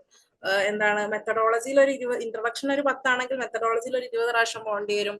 കുറെ കറക്ഷൻസ് ഉണ്ടാവും. അപ്പൊ എല്ലാത്തിലും ടീച്ചേഴ്സിന്റെ ഒരു ഗൈഡൻസ് ഉണ്ട്. ഓക്കെ, എല്ലാത്തിലും ടീച്ചേഴ്സിന്റെ ഒരു ഗൈഡൻസ് ഉണ്ട്. പക്ഷെ കുട്ടികളെ കൂടുതൽ കോൺസെൻട്രേറ്റ് ചെയ്യുന്നു എന്നുള്ളൂ. ടീച്ചർ സെന്റേർഡ് മെത്തേഡ് എടുത്താൽ ലെക്ചർ മെത്തേഡ് ടീച്ചർ സെന്റേർഡ് എന്താണ്? ടീച്ചർ ഇങ്ങനെ പറയാണ്. ഇപ്പൊ nature key idea, environment, culture, social ഇന്ററാക്ഷന് ഇങ്ങനെ പറഞ്ഞുകൊണ്ടിരിക്കുക. പകുതി കുട്ടികൾ ഉറങ്ങുക, കുറച്ച് കുട്ടികൾ വെറുതെ ഇരിക്കുക, കുറച്ച് കുട്ടികൾ ഫോണിൽ നോക്കുക. ഇതാണ് ലെക്ചർ മെത്തേഡ്. അതിൽ കുട്ടിക്ക് വലിയ റോളൊന്നും ഇല്ല. പക്ഷെ ലേണിംഗിലേക്ക് പറയുമ്പോൾ ഡിസ്കഷനും ഇതൊക്കെ ആകുമ്പോൾ ഒരു കുട്ടി ഫോണിൽ കളിച്ചാൽ പറ്റില്ല, കാരണം ടീച്ചർ അവിടെ നോക്കുന്നുണ്ട്. എല്ലാവരും ഡിസ്കസ് ചെയ്യേണ്ടതാണ്. ഓക്കെ ഓക്കെ ഓക്കെ ആണോ? Okay ma'am. ഓക്കെ. അടുത്തതാണ് നേച്ചർ. അതുപോലെ തന്നെ നേച്ചർ എന്താണ്, ഈ ഒരു ഇതിന്റെ ഒരു ഡിഫറൻസ് എന്നുള്ളത് നേച്ചർ വേഴ്സസ് നേച്ചർ. അതായത് എക്സാമ്പിൾ ആയിട്ട് നിങ്ങൾക്കൊക്കെ കോണ്ടാക്റ്റിൽ ഉണ്ടോന്ന് അറിയില്ല, ആ വീട്ടിലെ ആ കുട്ടിയുടെ അച്ഛനും പാടും, കുട്ടി നന്നായിട്ട് പാട്ട് പാടും, ആ കുട്ടീന്റെ ബ്രദറും പാടും, സിസ്റ്ററും പാടും, വീട്ടിലെല്ലാരും പാട്ടുകാരാണ്. ഇതിനെയാണ് നമ്മള് നേച്ചർ എന്ന് പറയാ. അതായത് ആ ഒരു എബിലിറ്റി എന്ന് പറയുന്നത് അവരുടെ ജീനിലുണ്ട്. അപ്പൊ ഇത് നമുക്ക് എന്താണ് ഞാൻ ഈ തിയറി എടുത്തതെന്ന് വെച്ചാൽ, ഇത് നമ്മൾ ക്വസ്റ്റ്യനിൽ നമ്മളുടെ ലാസ്റ്റ് എക്സാമിന് ചോദിച്ചിട്ടുണ്ട്, നേച്ചർ വേഴ്സസ് നെർച്ചർ തിയറി എന്ന് പറയുന്നത്. അതായത് നമ്മളുടെ ജീനിൽ എന്തെങ്കിലും ഉണ്ടെങ്കിൽ അത് നമ്മൾ ഇൻഫ്ലുവൻസ് ചെയ്യും. ഇപ്പൊ എക്സാമ്പിൾ ആയിട്ട് നമ്മുടെ പാരന്റ്സിന് മാത്സ് എളുപ്പമാണെങ്കിൽ ചിലപ്പോൾ നമുക്ക് മാത്സ് എളുപ്പമായിരിക്കാം, ആ ജീനിലൂടെ അത് വരും. ആ ഒരു മെമ്മറി പവറും ലേണിംഗ് പൊട്ടൻഷ്യലും ഒക്കെ നമ്മളുടെ ജീനിലൂടെ വരുന്നതിനാണ് നമ്മൾ എന്ത് പറയാ, നേച്ചർ അല്ലെങ്കിൽ ഹെറിഡിറ്ററി എന്ന് പറയാ. ഇപ്പൊ എക്സാമ്പിൾ ആയിട്ട് ഇപ്പൊ ഒരു കുട്ടി ഹോസ്റ്റലിലാവും പഠിക്കുക, ഒരു കുട്ടി വീട്ടിൽ നിന്നിട്ടാവും പഠിക്കുക. പക്ഷെ രണ്ടുപേരും നന്നായിട്ട് പാട്ട് പാടും. പക്ഷെ രണ്ടുപേരും ഡിഫറെന്റ് ബാക്ക്ഗ്രൗണ്ട് ആണ്, പക്ഷെ രണ്ടുപേരും നന്നായിട്ട് പാടുന്നുണ്ട്. കാരണം അത് എവിടെ നിന്ന് കിട്ടിയതാണ്? അവരുടെ പാരന്റ്സിന്റെ കയ്യിൽ നിന്നാണ് അവർക്ക് ആ പാട്ട് പാടാനുള്ള എബിലിറ്റി വന്നിട്ടുള്ളത്. അവരുടെ ജീനിൽ നിന്നാണ് അവർക്ക് പാട്ട് പാടാനുള്ള എബിലിറ്റി വന്നിട്ടുള്ളത്. ഇതാണ് നേച്ചർ എന്ന് പറയാ. ഓക്കെ, ഇനി അടുത്തതെന്ന് പറയുന്നത് നെർച്ചർ ആണ്. അതായത് കുട്ടിക്ക് എക്സാമ്പിൾ ആയിട്ട് പറയുകയാണെങ്കിൽ നമ്മുടെ ചില കുട്ടികൾക്കൊക്കെ അതായത് പഠിക്കുന്നതിൽ അവരുടെ എൻവയോൺമെന്റും എക്സ്പീരിയൻസ് ഒക്കെ ഇമ്പോർട്ടന്റ് ആണ്. അതായത് ചില കുട്ടികൾ ഇപ്പൊ എന്താ പറയാ, വളരെ ഇപ്പം ഇംഗ്ലീഷ് മീഡിയത്തിലൊക്കെ നല്ല ഇംഗ്ലീഷ് മീഡിയം സ്കൂളുകളിൽ ഒക്കെ പഠിക്കുന്ന കുട്ടികളൊക്കെ ഉണ്ട് അല്ലെ. ഇപ്പൊ ആ കുട്ടികൾക്കൊക്കെ കുറച്ചുകൂടി ലാംഗ്വേജ് എളുപ്പമായിരിക്കും, കുറച്ചുകൂടി ഇംഗ്ലീഷ് ഒക്കെ പെട്ടെന്ന് മനസ്സിലാവും. നല്ല നല്ല ബുക്കുകൾ അവർ പഠിക്കുന്നുണ്ട്, നല്ല നല്ല എന്താണ് ഒരുപാട് ടീച്ചിങ് എന്താണ് അതുമായിട്ട് ബന്ധപ്പെട്ടുള്ള ഒരുപാട് കാര്യങ്ങൾ അവർ യൂസ് ചെയ്യുന്നുണ്ട്. അപ്പൊ കുറച്ചുകൂടി അവർക്ക് എന്താണ്, കുറച്ചുകൂടി ഷാർപ്പായിരിക്കും അവരുടെ ഒരു എന്താണ് കാര്യങ്ങൾ എന്ന് പറയുന്നത്.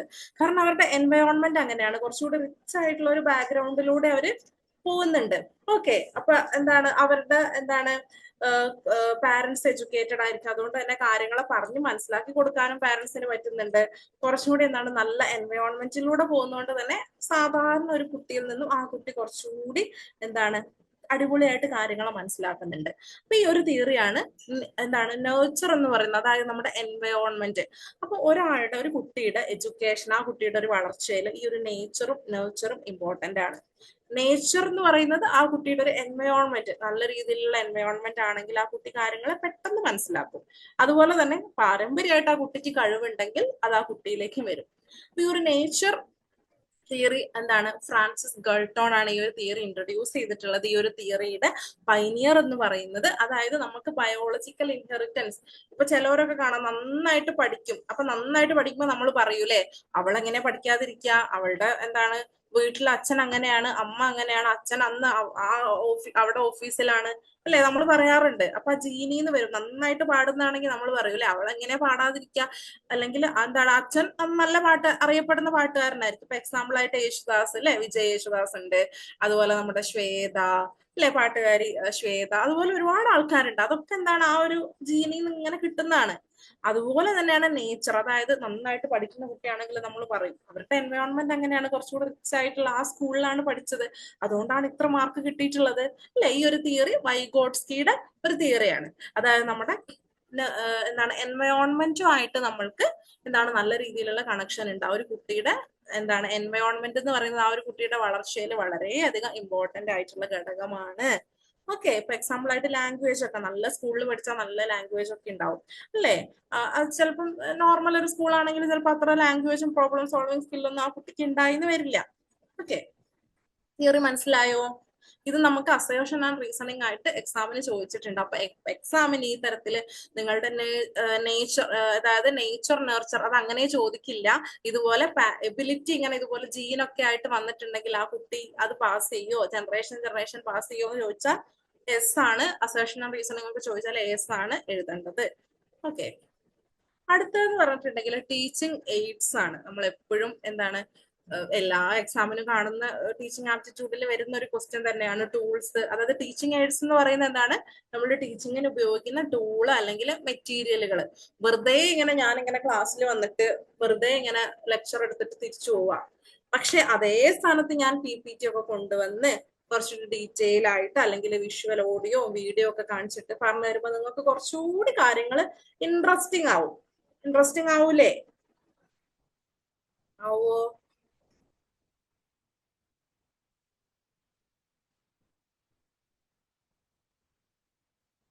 ഇല്ലേ ക്ലാസ്സില്? എപ്പോഴെങ്കിലും ഉറക്കം വരിക, ക്ലാസ് ബോറടിക്കുന്നുണ്ടെങ്കിൽ നെറ്റും JRF ഒക്കെ കിട്ടുന്നതൊക്കെ ഇങ്ങനെ ഇമാജിൻ ചെയ്യാട്ടോ. ഞാനൊക്കെ അങ്ങനെയാ പഠിച്ചത്. അപ്പൊ എന്താണ് നമുക്ക് പഠിക്കാനുള്ള ഒരു എന്താണ് മാനിഫെസ്റ്റ് ചെയ്യാം. മാനിഫെസ്റ്റ് ചെയ്താലേ എന്തെങ്കിലുമൊക്കെ നടക്കുള്ളൂ. അപ്പൊ നിങ്ങൾ കിട്ടുന്നതായിട്ട് ഇങ്ങനെ ഓർക്കുക, അപ്പൊ ഉറക്കമൊക്കെ തന്നെ പോയിക്കോളും. ഓക്കെ, അപ്പൊ എന്താണ്, കാരണം കിട്ടണമെങ്കിൽ പഠിക്കണം. പഠിക്കണമെങ്കിൽ എന്താണ്, നമ്മൾ ക്ലാസ്സിൽ ശ്രദ്ധിക്കണം, വേറൊരു ഓപ്ഷൻ ഇല്ല. ഈ ഒരു 1.5 മണിക്കൂർ ശ്രദ്ധിച്ചാൽ ഇതിന് നിങ്ങൾക്ക് ആൻസർ ചെയ്യാൻ പറ്റും. ഇപ്പൊ ഇത്രയും ഭാഗത്തുനിന്ന് വന്നത് നിങ്ങൾക്ക് ആൻസർ ചെയ്യാൻ പറ്റില്ലേ? എക്സാമിന് പറ്റുമോ? കോൺഫിഡന്റ് ഉള്ളവരുണ്ടോ? ഓക്കെ, അടിപൊളി.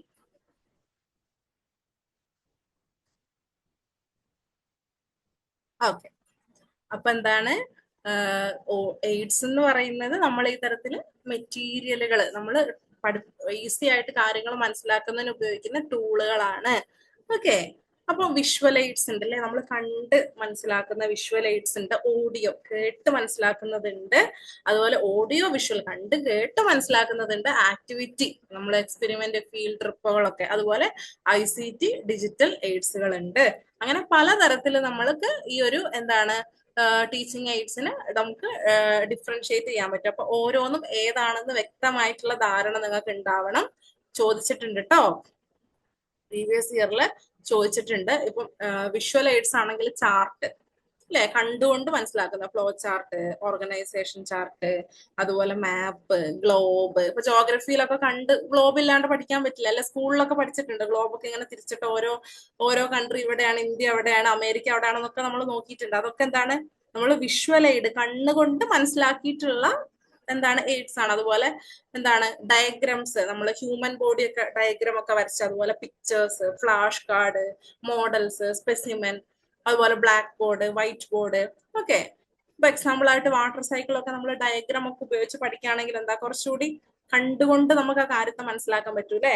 നമ്മൾ ഈ BEdനൊക്കെ ട്രെയിനിങ്ങിനൊക്കെ വരുന്ന ട്രെയിനീസ് ഒക്കെ ഒരുപാട് ചാർട്ടുകളൊക്കെ ആയിട്ട് പണ്ട് സ്കൂളിലൊക്കെ വരുമായിരുന്നു. എന്താണ് കുറച്ചുകൂടി ഫ്ലോ ചാർട്ടൊക്കെ ആണെങ്കിൽ കാര്യങ്ങളെ വ്യക്തമായിട്ട് നിങ്ങൾക്ക് മനസ്സിലാവും. ഇങ്ങനെ വെറുതെ പറയുന്നതിനേക്കാളും ഫ്ലോ ചാർട്ട് ആണെങ്കിൽ കുറച്ചുകൂടി മനസ്സിലാവും. അപ്പൊ എന്തൊക്കെ വിഷ്വൽ എയ്ഡ്സ് ആണ്? ഇപ്പൊ ചാർട്ട് ആണെങ്കിൽ അത് ഏത് ടൈപ്പ് ആണ്, വിഷ്വൽ ആണോ ICT ആണോ ഏതാണെന്നുള്ള ധാരണ ഉണ്ടാവാന്നുള്ളതാണ് ഇതിന്റെ ഒരു ഇമ്പോർട്ടന്റ് ആയിട്ടുള്ള ഒരു എന്താണ് കാര്യം എന്ന് പറയുന്നത്. അപ്പൊ ഓരോ എയ്ഡും ഏതാണെന്ന് ഓർത്തു വെക്കുക. അപ്പൊ വിഷ്വൽ ആണ് ഇത്രയും കണ്ടുകൊണ്ട് മനസ്സിലാക്കുന്നത്.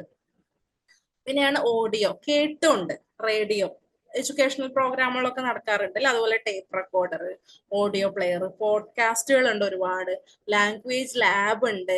ഓക്കെ, ഇപ്പൊ എക്സാമ്പിൾ ആയിട്ട് ഒരു ഇംഗ്ലീഷ് ക്ലാസ് നമ്മളൊരു എന്താണ് യൂട്യൂബിൽ കേട്ടോണ്ട് നമ്മൾ പഠിക്കുകയാണ്. അപ്പൊ നിങ്ങളൊക്കെ നെറ്റിന്റെ ഒരു ആദ്യത്തെ സ്റ്റേജിൽ ഇപ്പൊ എല്ലാവരും ചെയ്യുന്നതാണ്, യൂട്യൂബിൽ എക്സാമിന് തലേന്ന് യൂട്യൂബിലൊക്കെ നോക്കി പ്രീവിയസ് ഇയർ ക്വസ്റ്റ്യൻസ് ഒക്കെ ഇങ്ങനെ കേൾക്കുക.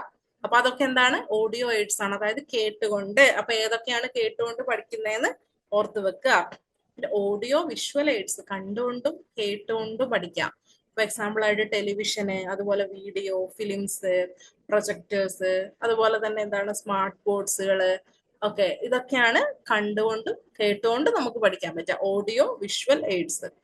പിന്നെ എന്നുണ്ടെങ്കിൽ ആക്ടിവിറ്റി, അതായത് എന്താണ് നമ്മള് ടീച്ചേഴ്സ് ഈ ട്രിപ്പിനൊക്കെ കൊണ്ടുപോകുമല്ലോ, അതായത് ഫീൽഡ് ട്രിപ്പ്. അവിടേക്ക് എന്താണ് ഇപ്പൊ എക്സാമ്പിൾ ആയിട്ട് വയനാടുള്ള ഒരു ട്രൈബിനെ പറ്റിയിട്ടാണ് നിങ്ങൾ പഠിക്കേണ്ടത്. ക്ലാസ്സിൽ ടീച്ചർ ഇങ്ങനെ ട്രൈബിനെ പറ്റിയിട്ട് ഇങ്ങനെ വാദോരാതെ പറയുകയാണ്. പക്ഷെ അതേസമയം നിങ്ങൾ ഒരു ഫീൽഡ് ട്രിപ്പ് കൊണ്ടുപോയിട്ട് ഈ ഒരു ട്രൈബിനെ നേരിട്ട് അവരുടെ വീട് എങ്ങനെയാണ്, അവരുടെ ഫങ്ഷൻസ് ഒക്കെ എങ്ങനെ ഉണ്ടാവുക, അവർ കാണാൻ എങ്ങനെ ഉണ്ടാവുക, അവരുടെ ഡ്രസ്സിങ് എങ്ങനെയാണ്, അവരുടെ കൾച്ചർ എന്താണ്, അത് നേരിട്ട് നിങ്ങൾ മനസ്സിലാക്കുമ്പോൾ കുറച്ചുകൂടി അടിപൊളിയായിട്ട് നിങ്ങൾക്ക് അവരെ പറ്റി മനസ്സിലാക്കാൻ പറ്റും.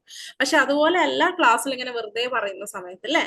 അപ്പൊ എന്താണ് ലേണിംഗ് ബൈ ഡൂയിങ്, നമ്മൾ ആ കാര്യം ചെയ്തുകൊണ്ട് നമ്മൾ അതിനെ മനസ്സിലാക്കാൻ ശ്രമിക്കുകയാണ് ആക്ടിവിറ്റി ഓർ എക്സ്പെരിമെന്റൽ എയ്ഡിൽ വരിക.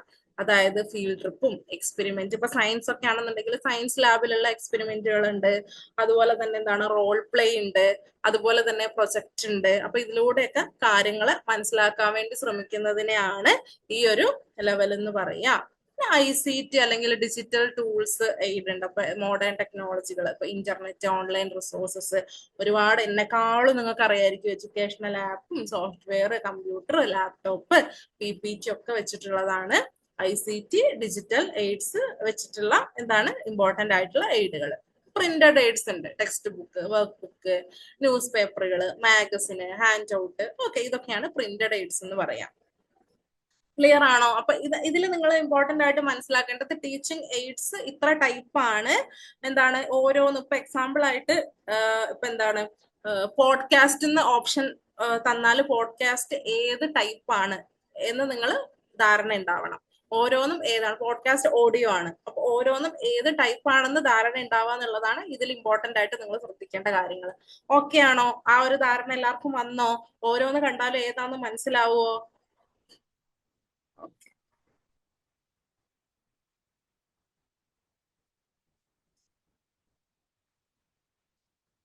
സക്സസ്ഫുള്ളി നമ്മൾ 1 അവർ കംപ്ലീറ്റ് ചെയ്തിട്ടുണ്ട്. പിന്നെ ഒരു അരമണിക്കൂറും കൂടിയുള്ളൂ. നമ്മൾ ഉടനെ തന്നെ PYQ ഡിസ്കഷനിലേക്ക് പോകും കേട്ടോ.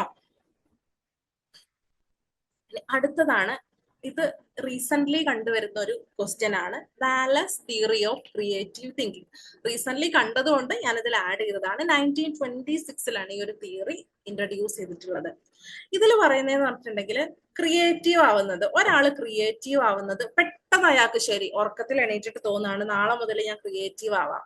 ഇപ്പം എന്താണ് കണ്ടന്റ് ക്രിയേറ്റേഴ്സ് ഒക്കെ ഉണ്ടല്ലേ. അപ്പം എന്താണ് നല്ല കണ്ടന്റും ഉണ്ട്, ചീത്ത കണ്ടന്റും, മീൻസ് നല്ലതല്ലാതെ എന്റർടൈൻമെന്റ് അല്ലാത്ത കണ്ടന്റും ഉണ്ട്.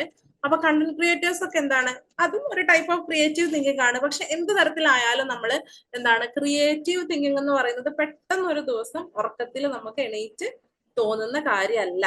ആണോ? അല്ല. അതിന് ഒരുപാട് സ്റ്റേജ് ഉണ്ട്. പെട്ടെന്ന് നമുക്ക് തോന്നുന്നതല്ല, അത് പതുക്കെ പതുക്കെ അതിൽ കുറച്ച് സ്റ്റേജസ് ഒക്കെ ഉണ്ട്. നമ്മുടെ മൈൻഡ് അതൊക്കെ ആയിട്ട് സെറ്റായി കുറച്ച് സ്റ്റേജിലൂടെയാണ് ഈ ഒരു ക്രിയേറ്റീവ് തിങ്കിങ് പോകുന്നത്. അത് ഏത് സ്റ്റേജ് ആണെന്ന് നമ്മൾ എക്സ്പ്ലെയിൻ ചെയ്യുന്നുണ്ട്. 4 സ്റ്റേജ് ഉണ്ട്. അതിൽ ആദ്യത്തെ സ്റ്റേജ് ആണ് പ്രിപ്പറേഷൻ സ്റ്റേജ് എന്ന് പറയുന്നത്. അതായത് ഇപ്പൊ എക്സാമ്പിൾ ആയിട്ട് എനിക്ക് ക്രിയേറ്റീവ് ആയിട്ട് ഒരു കവിത എഴുതണം. അപ്പൊ ഞാൻ എന്ത് ചെയ്യാണ്, അതിന് പ്രിപ്പയർ ചെയ്യാണ്. കവിതയ്ക്ക് ഞാൻ എന്താണ് ബാക്കിയുള്ള കുറെ കവിതകളൊക്കെ വായിച്ചു നോക്കുകയാണ്. അപ്പം അതിന് എന്തൊക്കെ വാക്ക്, മലയാളത്തിലൊക്കെ ആണെന്നുണ്ടെങ്കിൽ അതിന് വൊക്കാബുലറി ഉണ്ടല്ലോ, പല പല വാക്കുകൾ. ഇപ്പൊ ഹരിതാപ ശബളിതം എന്നൊക്കെ പറയും മലയാളമാണെങ്കിൽ. എനിക്ക് അങ്ങനെ വലിയ കാര്യമായിട്ടുള്ള കവിത വരികളൊന്നും അറിയില്ല, മീൻസ് ടേമുകളൊന്നും അറിയില്ല. അറിയുന്നവരൊക്കെ പറഞ്ഞേ ഉള്ളൂ. അതുപോലെയുള്ള എന്താണ് വാക്കുകളൊക്കെ നമ്മൾ, വൊക്കാബുലറി ഒക്കെ നമ്മൾ മനസ്സിലാക്കാൻ ശ്രമിക്കുക. നമ്മൾ ഏത് തീമിൽ എഴുതാം, അങ്ങനെ കുറച്ച് കാര്യങ്ങളൊക്കെ മനസ്സിലാക്കി നമ്മൾ ഇതിന് പ്രിപ്പയർ ചെയ്യുന്നതാണ് ക്രിയേറ്റീവിന്റെ ആദ്യത്തെ സ്റ്റേജ് എന്ന് പറയുന്നത് അല്ലെ. അല്ലാതെ പെട്ടെന്ന് ഒരാൾ ഇപ്പൊ ഏത് മൂവി ആയിക്കോട്ടെ, ഇപ്പൊ അടിപൊളി മൂവീസ് ഒക്കെ ഉണ്ട്, എല്ലാം എന്താണ് പെട്ടെന്ന് ഒരു ദിവസം ഉണ്ടാവുന്നതല്ല, എല്ലാത്തിനും ഈ സ്റ്റേജുകളൊക്കെ ഉണ്ട്. അപ്പൊ ആദ്യത്തെ സ്റ്റേജ് ആണ് പ്രിപ്പറേഷൻ സ്റ്റേജ് എന്ന് പറയുന്നത്. അതായത് ഇൻഫോർമേഷൻസ് കളക്ട് ചെയ്യുന്നു, എന്തൊക്കെ ചെയ്യാന്നുള്ളതിനെ പറ്റിയിട്ടുള്ള ഒരു ധാരണ ഉണ്ടാക്കുന്ന സ്റ്റേജ് ആണ്. പിന്നെയാണ് ഇൻക്യുബേഷൻ സ്റ്റേജ്. അതായത് ഇതിനെ പറ്റിയിട്ട് ഇങ്ങനെ ചിന്തിച്ചോണ്ടിരിക്കുകയാണ്, ഈ ഒരു കവിതേനെ പറ്റിയിട്ടൊക്കെ ചിന്തിച്ച് പെട്ടെന്ന് എന്താണ് അതിൽ നിന്നൊരു ബ്രേക്ക് വരികയാണ്. അൺകോൺഷ്യസ്ലി അത് നമുക്ക് ഉണ്ടാവും. നമ്മളൊരു കാര്യത്തെ പറ്റിയിട്ട് ചിന്തിച്ചു കഴിയുമ്പോൾ പെട്ടെന്ന് നമ്മൾ അത് മറന്നൊക്കെ പോകും അല്ലേ. എന്നിട്ട് എന്താണ് അത് മറന്നു പോവാണ്. ചിലപ്പം ഉറങ്ങും, അല്ലെങ്കിൽ ചിലപ്പോൾ വേറെ എന്തെങ്കിലും കാര്യം ചെയ്യും, അല്ലെങ്കിൽ നമ്മൾ നടക്കാൻ പോവും, അല്ലെങ്കിൽ പുറത്തു പോവും. ഈ ഒരു സ്റ്റേജ് ആണ് ഇൻക്യുബേഷൻ സ്റ്റേജ് എന്ന് പറയുന്നത്. ഓക്കെ. ഇനി ഇല്യൂമിനേഷൻ സ്റ്റേജ് ആണ്. അതായത് ഇങ്ങനെ ഉറങ്ങാൻ പോയി, ചിലപ്പോൾ ഉറങ്ങി എണീറ്റ് കഴിയുമ്പോൾ രാവിലെ ഒരു ആഹാ ഒരു മൂവ്മെന്റ് വരും അല്ലെ, അതായത് സഡൻ ആയിട്ടുള്ള ഒരു ഐഡിയ കിട്ടി, ശരി നമുക്ക് ഇങ്ങനെ കവിത എഴുതാം, ഇങ്ങനെ എഴുതിയാൽ അടിപൊളിയായിരിക്കും, ആ കവിതയിലുള്ള ഒരു ലൈൻ നമുക്ക് കിട്ടുകയാണ്, കവിതയിലുള്ള ഒരു ലൈൻ കിട്ടുകയാണ്, പെട്ടെന്ന് ഒരു മൈൻഡിലേക്ക് വരികയാണ്. ഓക്കെ, അതാണ് ഇല്ലുമിനേഷൻ സ്റ്റേജ് എന്ന് പറയുന്ന ഒരു ആഹാ മൂവ്മെന്റ് ഉണ്ടാവാണ്, പെട്ടെന്നൊരു എന്താണ് ആ കവിതയിലുള്ള ഒരു വരി വരികയാണ്. പിന്നെയാണ് വേരിഫിക്കേഷൻ സ്റ്റേജ് എന്ന് പറയുന്നത്, അതായത് നമ്മളത് ചെക്ക് ചെയ്യുന്നു, പിന്നെ നമ്മൾ കവിത പൂർത്തിയാക്കുന്നു, നമ്മളുടെ ഐഡിയ നമ്മൾ അപ്ലൈ ചെയ്യുന്നു, നല്ല രീതിയിൽ ആ പോയം എഴുതുന്നു, അതിന് എഡിറ്റ് ചെയ്യുന്നു, ഓരോ ലൈനും ഇംപ്രൂവ് ചെയ്യുന്നു. ഓക്കെ, അപ്പൊ ഇത്രയും 4 സ്റ്റേജുകളാണ് ഈ ഒരു വാലസ് തിയറി ഓഫ് ക്രിയേറ്റീവ് തിങ്കിങ്ങിലുള്ളത്. ക്ലിയർ ആണോ? ഇതിൽ നിങ്ങൾ ഇമ്പോർട്ടന്റ് ആയിട്ട് മനസ്സിലാക്കേണ്ടത് വാലസ് തിയറി ഓഫ് ക്രിയേറ്റീവ് തിങ്കിങ്ങിലുള്ള 4 സ്റ്റേജുകൾ ഓർത്ത് വെക്കുക. ഏതൊക്കെ സ്റ്റേജ് ആണുള്ളത്? Preparation stage, incubation stage, illumination stage, verification stage. നിങ്ങൾ ഈ ഓർഡറിൽ ഓർത്ത് വെക്കാൻ ശ്രമിക്കുക കേട്ടോ. അടുത്ത നമ്മളുടെ ലാസ്റ്റത്തെ ടോപ്പിക് ആണ് കൺസ്ട്രക്റ്റിവിസ്റ്റ് ലേണിംഗ് അപ്രോച്ച് എന്ന് പറയുന്നത്. ഇപ്പൊ എക്സാമ്പിൾ ആയിട്ട് പറയുകയാണെങ്കിൽ, ഇപ്പൊ നമ്മൾ സൈക്കിൾ ഓടിക്കാൻ പഠിക്കുകയാണെങ്കിൽ നമ്മൾ നേരത്തെ പറഞ്ഞ പോലെ എന്താണ്, പെട്ടെന്ന് നമ്മൾ ഒരു ദിവസം കയറി സൈക്കിളിൽ ഇരുന്നാൽ സൈക്കിൾ ഓടില്ല. സൈക്കിൾ ഓടിക്കാൻ പഠിക്കണമെങ്കിൽ ആദ്യം ബേസിക് ആയിട്ടുള്ള കാര്യങ്ങളൊക്കെ പഠിക്കണം. പിന്നെന്താണ്, തിയറി പഠിച്ചിട്ട് സൈക്കിളിൽ കയറി ഇരുന്നാൽ ചിലപ്പോൾ പോണ വഴിക്ക് എന്താണ് നമ്മള് താഴെ വീഴാം, ഒരുപാട് എന്താണ് നമുക്ക് എന്തെങ്കിലുമൊക്കെ പറ്റാം, ആക്സിഡന്റ് പറ്റാം അല്ലെ, നമ്മൾ പോണ വഴിക്ക് സൈക്കിൾ വേറെ വഴിക്കാവും പോവാ. അപ്പൊ നമ്മൾ എന്താണ്, നമ്മൾ തിയറി ഒക്കെ പഠിച്ച് നമ്മൾ പതുക്കെ ഓടിക്കാൻ പഠിച്ച് നമ്മൾ വീണാവും പഠിക്കുക, കുറെ വീഴും അല്ലെ, എണീക്കും, പിന്നെ വീഴും എണീക്കും, അങ്ങനെയാണ് നമ്മൾ പഠിക്കുക. ഓക്കെ, അപ്പൊ ഈ തരത്തിൽ എന്താണ് നമ്മുടെ എക്സ്പീരിയൻസിലൂടെ ഒക്കെ നമ്മൾ എന്താണ് നമ്മൾ ലേണിംഗ് ചെയ്യുന്നത്, നമ്മൾ കാര്യങ്ങളെ പഠിക്കുന്നതിനെയാണ് നമ്മൾ കൺസ്ട്രക്റ്റിവിസ്റ്റ് ലേണിംഗ് അപ്രോച്ച് എന്ന് പറയാം. ഇവിടെ ഹാൻഡ്സ് ഓൺ ആക്ടിവിറ്റിയാണ്, ആക്ടിവിറ്റികൾ ആക്റ്റീവായിട്ടുള്ള ലേണിങ്ങുകൾ നടക്കും. അതുപോലെ തന്നെ നമ്മുടെ എക്സ്പീരിയൻസിലൂടെ നമ്മൾ പഠിക്കും, ക്രിറ്റിക്കൽ തിങ്കിങ് ഉണ്ടാവും, റിയൽ വേൾഡ് ആപ്ലിക്കേഷൻ ഉണ്ടാവും. നമ്മൾ ഇങ്ങനെ ലെക്ചർ ഇങ്ങനെ എടുക്കുകയാണ്, സൈക്കിൾ ഇങ്ങനെയാണ് ഓടിക്കുക, അതിനിങ്ങനെ ക്ലാസ് എടുത്തിട്ട് നമ്മൾ പോയിട്ട് സൈക്കിൾ ഓടിക്കാൻ പറ്റില്ല അല്ലെ. നമ്മളത് ആക്ടിവിറ്റിയിലൂടെ, നമ്മളുടെ ആക്റ്റീവ് ആയിട്ടുള്ള ലേണിങ്ങിലൂടെ നമ്മൾ പഠിക്കുകയാണ്. അപ്പൊ ഈ തരത്തിലുള്ള ലേണിങ്ങിനെയാണ് കൺസ്ട്രക്റ്റിവിസ്റ്റ് ലേണിംഗ് എന്ന് പറയുന്നത്. അപ്പൊ ഇവിടെ എന്താണ്, നേരത്തെ പറഞ്ഞ പോലെ ആക്റ്റീവ് ആയിട്ടുള്ള ലേണിംഗ് ആവശ്യമായിട്ടുണ്ട്. ഓക്കെ, ആക്റ്റീവ് ആയിട്ടുള്ള എന്താണ് ലേണിംഗ് ആവശ്യമായിട്ടുണ്ട്. അതുപോലെ തന്നെ എന്താണ്, നമ്മൾക്ക് പ്രിയർ നോളേജ് ഉണ്ടാവും. ഓക്കെ, എന്നിട്ട് നമ്മൾ ഒരുപാട് ന്യൂ ഇൻഫോർമേഷൻസ് നമുക്ക് കിട്ടും. അപ്പൊ നമ്മൾ ഈ പഴയ ഇൻഫോർമേഷനും പുതിയ ഇൻഫോർമേഷനായിട്ട് കണക്ട് ചെയ്യുന്നുണ്ട്. അതുപോലെ തന്നെ കൊളാബറേഷനോട് കൂടിയിട്ടും അതുപോലെ തന്നെ റിഫ്ലക്ഷനോട് കൂടിയിട്ടൊക്കെ പഠിക്കുന്നുണ്ട്. ഇത് അത്ര ഇമ്പോർട്ടൻസ് അല്ല. ഇമ്പോർട്ടന്റ് ആയെന്ന് പറയുന്നത് ഇതാണ്, 5 ഫേസ് പ്രീവിയസ് ഇയറിൽ ചോദിച്ചിട്ടുണ്ട്.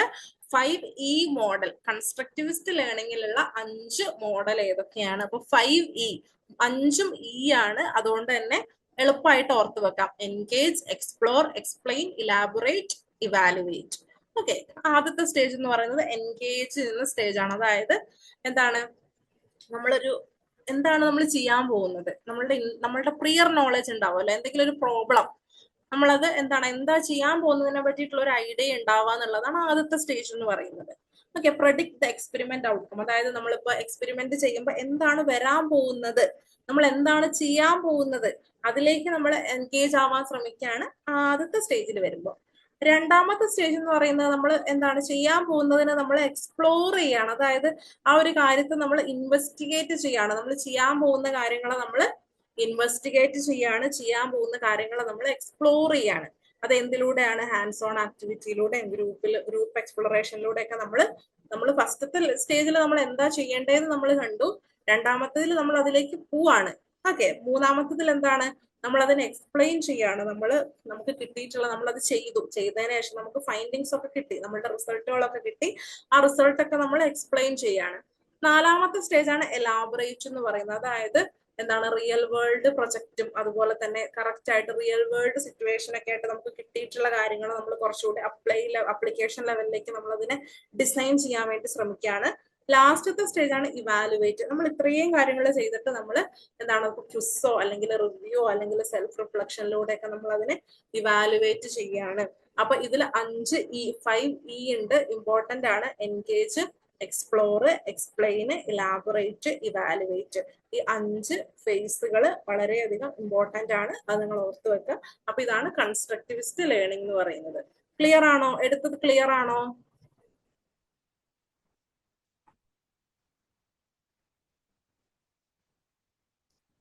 ഇത്രയും എടുത്തത് നിങ്ങൾക്ക് ആൻസർ വന്നാല്, ക്വസ്റ്റ്യൻ വന്നാൽ ആൻസർ ചെയ്യാൻ പറ്റുമോ?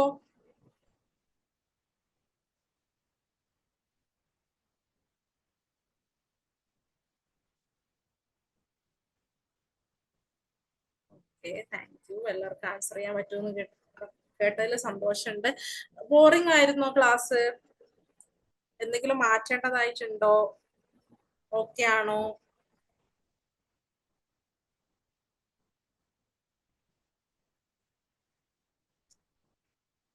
ഓക്കെ ആണോന്ന് വെച്ചപ്പോ നോ എന്നാണ് പറഞ്ഞത്.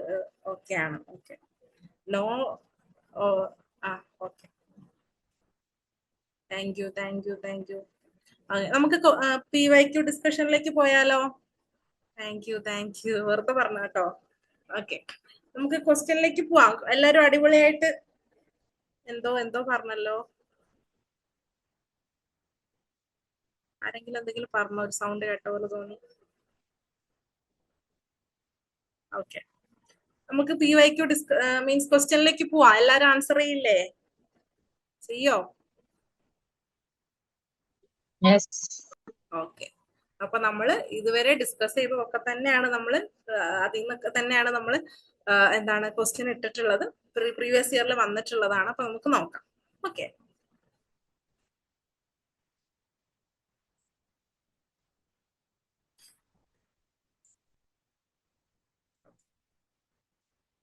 choose the correct statement from the following.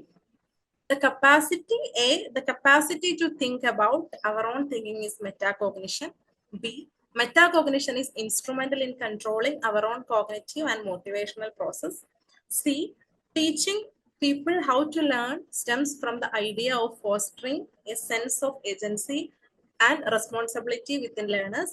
D, metacognition does not help in teaching people how to learn. E, metacognitive knowledge and self-regulation are related components. Options A വരുന്നത് A, D, E, then 2 A, C, D, 3 B, D, E, 4 A, B, C, E. പെട്ടെന്ന് നിങ്ങൾ option answer എന്താണെന്നുള്ളത് comment ചെയ്യാം കേട്ടോ.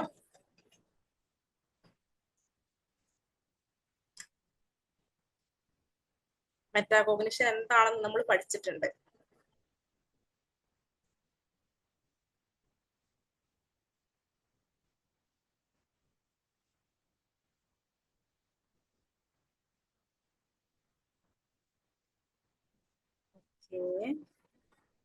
വരുന്നുണ്ട്.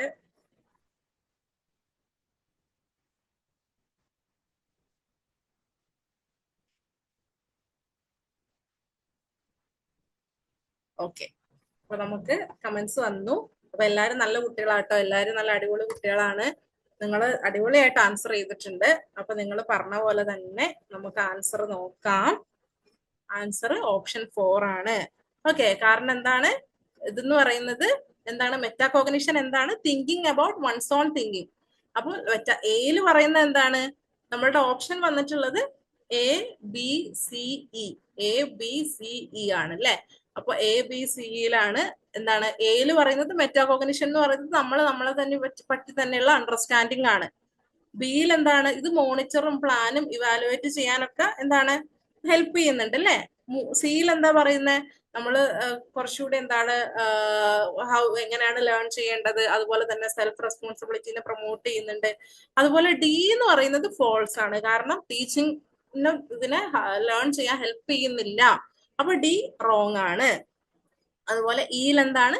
ടീച്ചിങ്ങിൽ metacognition major role വഹിക്കുന്നുണ്ട്. എളുപ്പമല്ലായിരുന്നു? നിങ്ങൾക്ക് കുറച്ച് കോൺഫിഡൻസ് വന്നോ?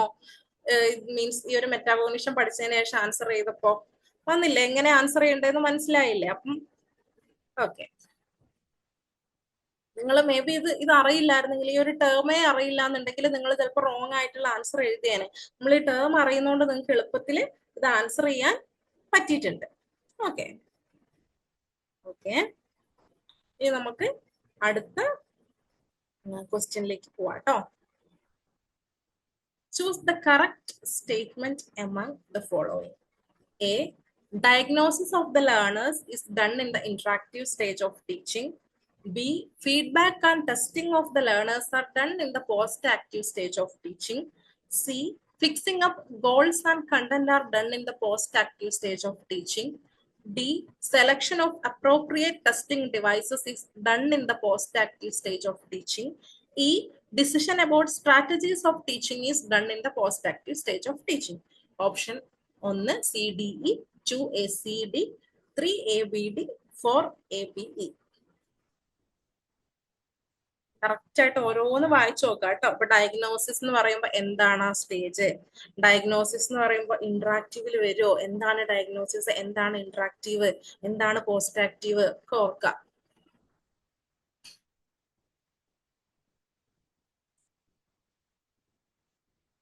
കറക്റ്റ് സ്റ്റേറ്റ്മെന്റ് ആണ്, ഇൻകറക്റ്റ് അല്ല.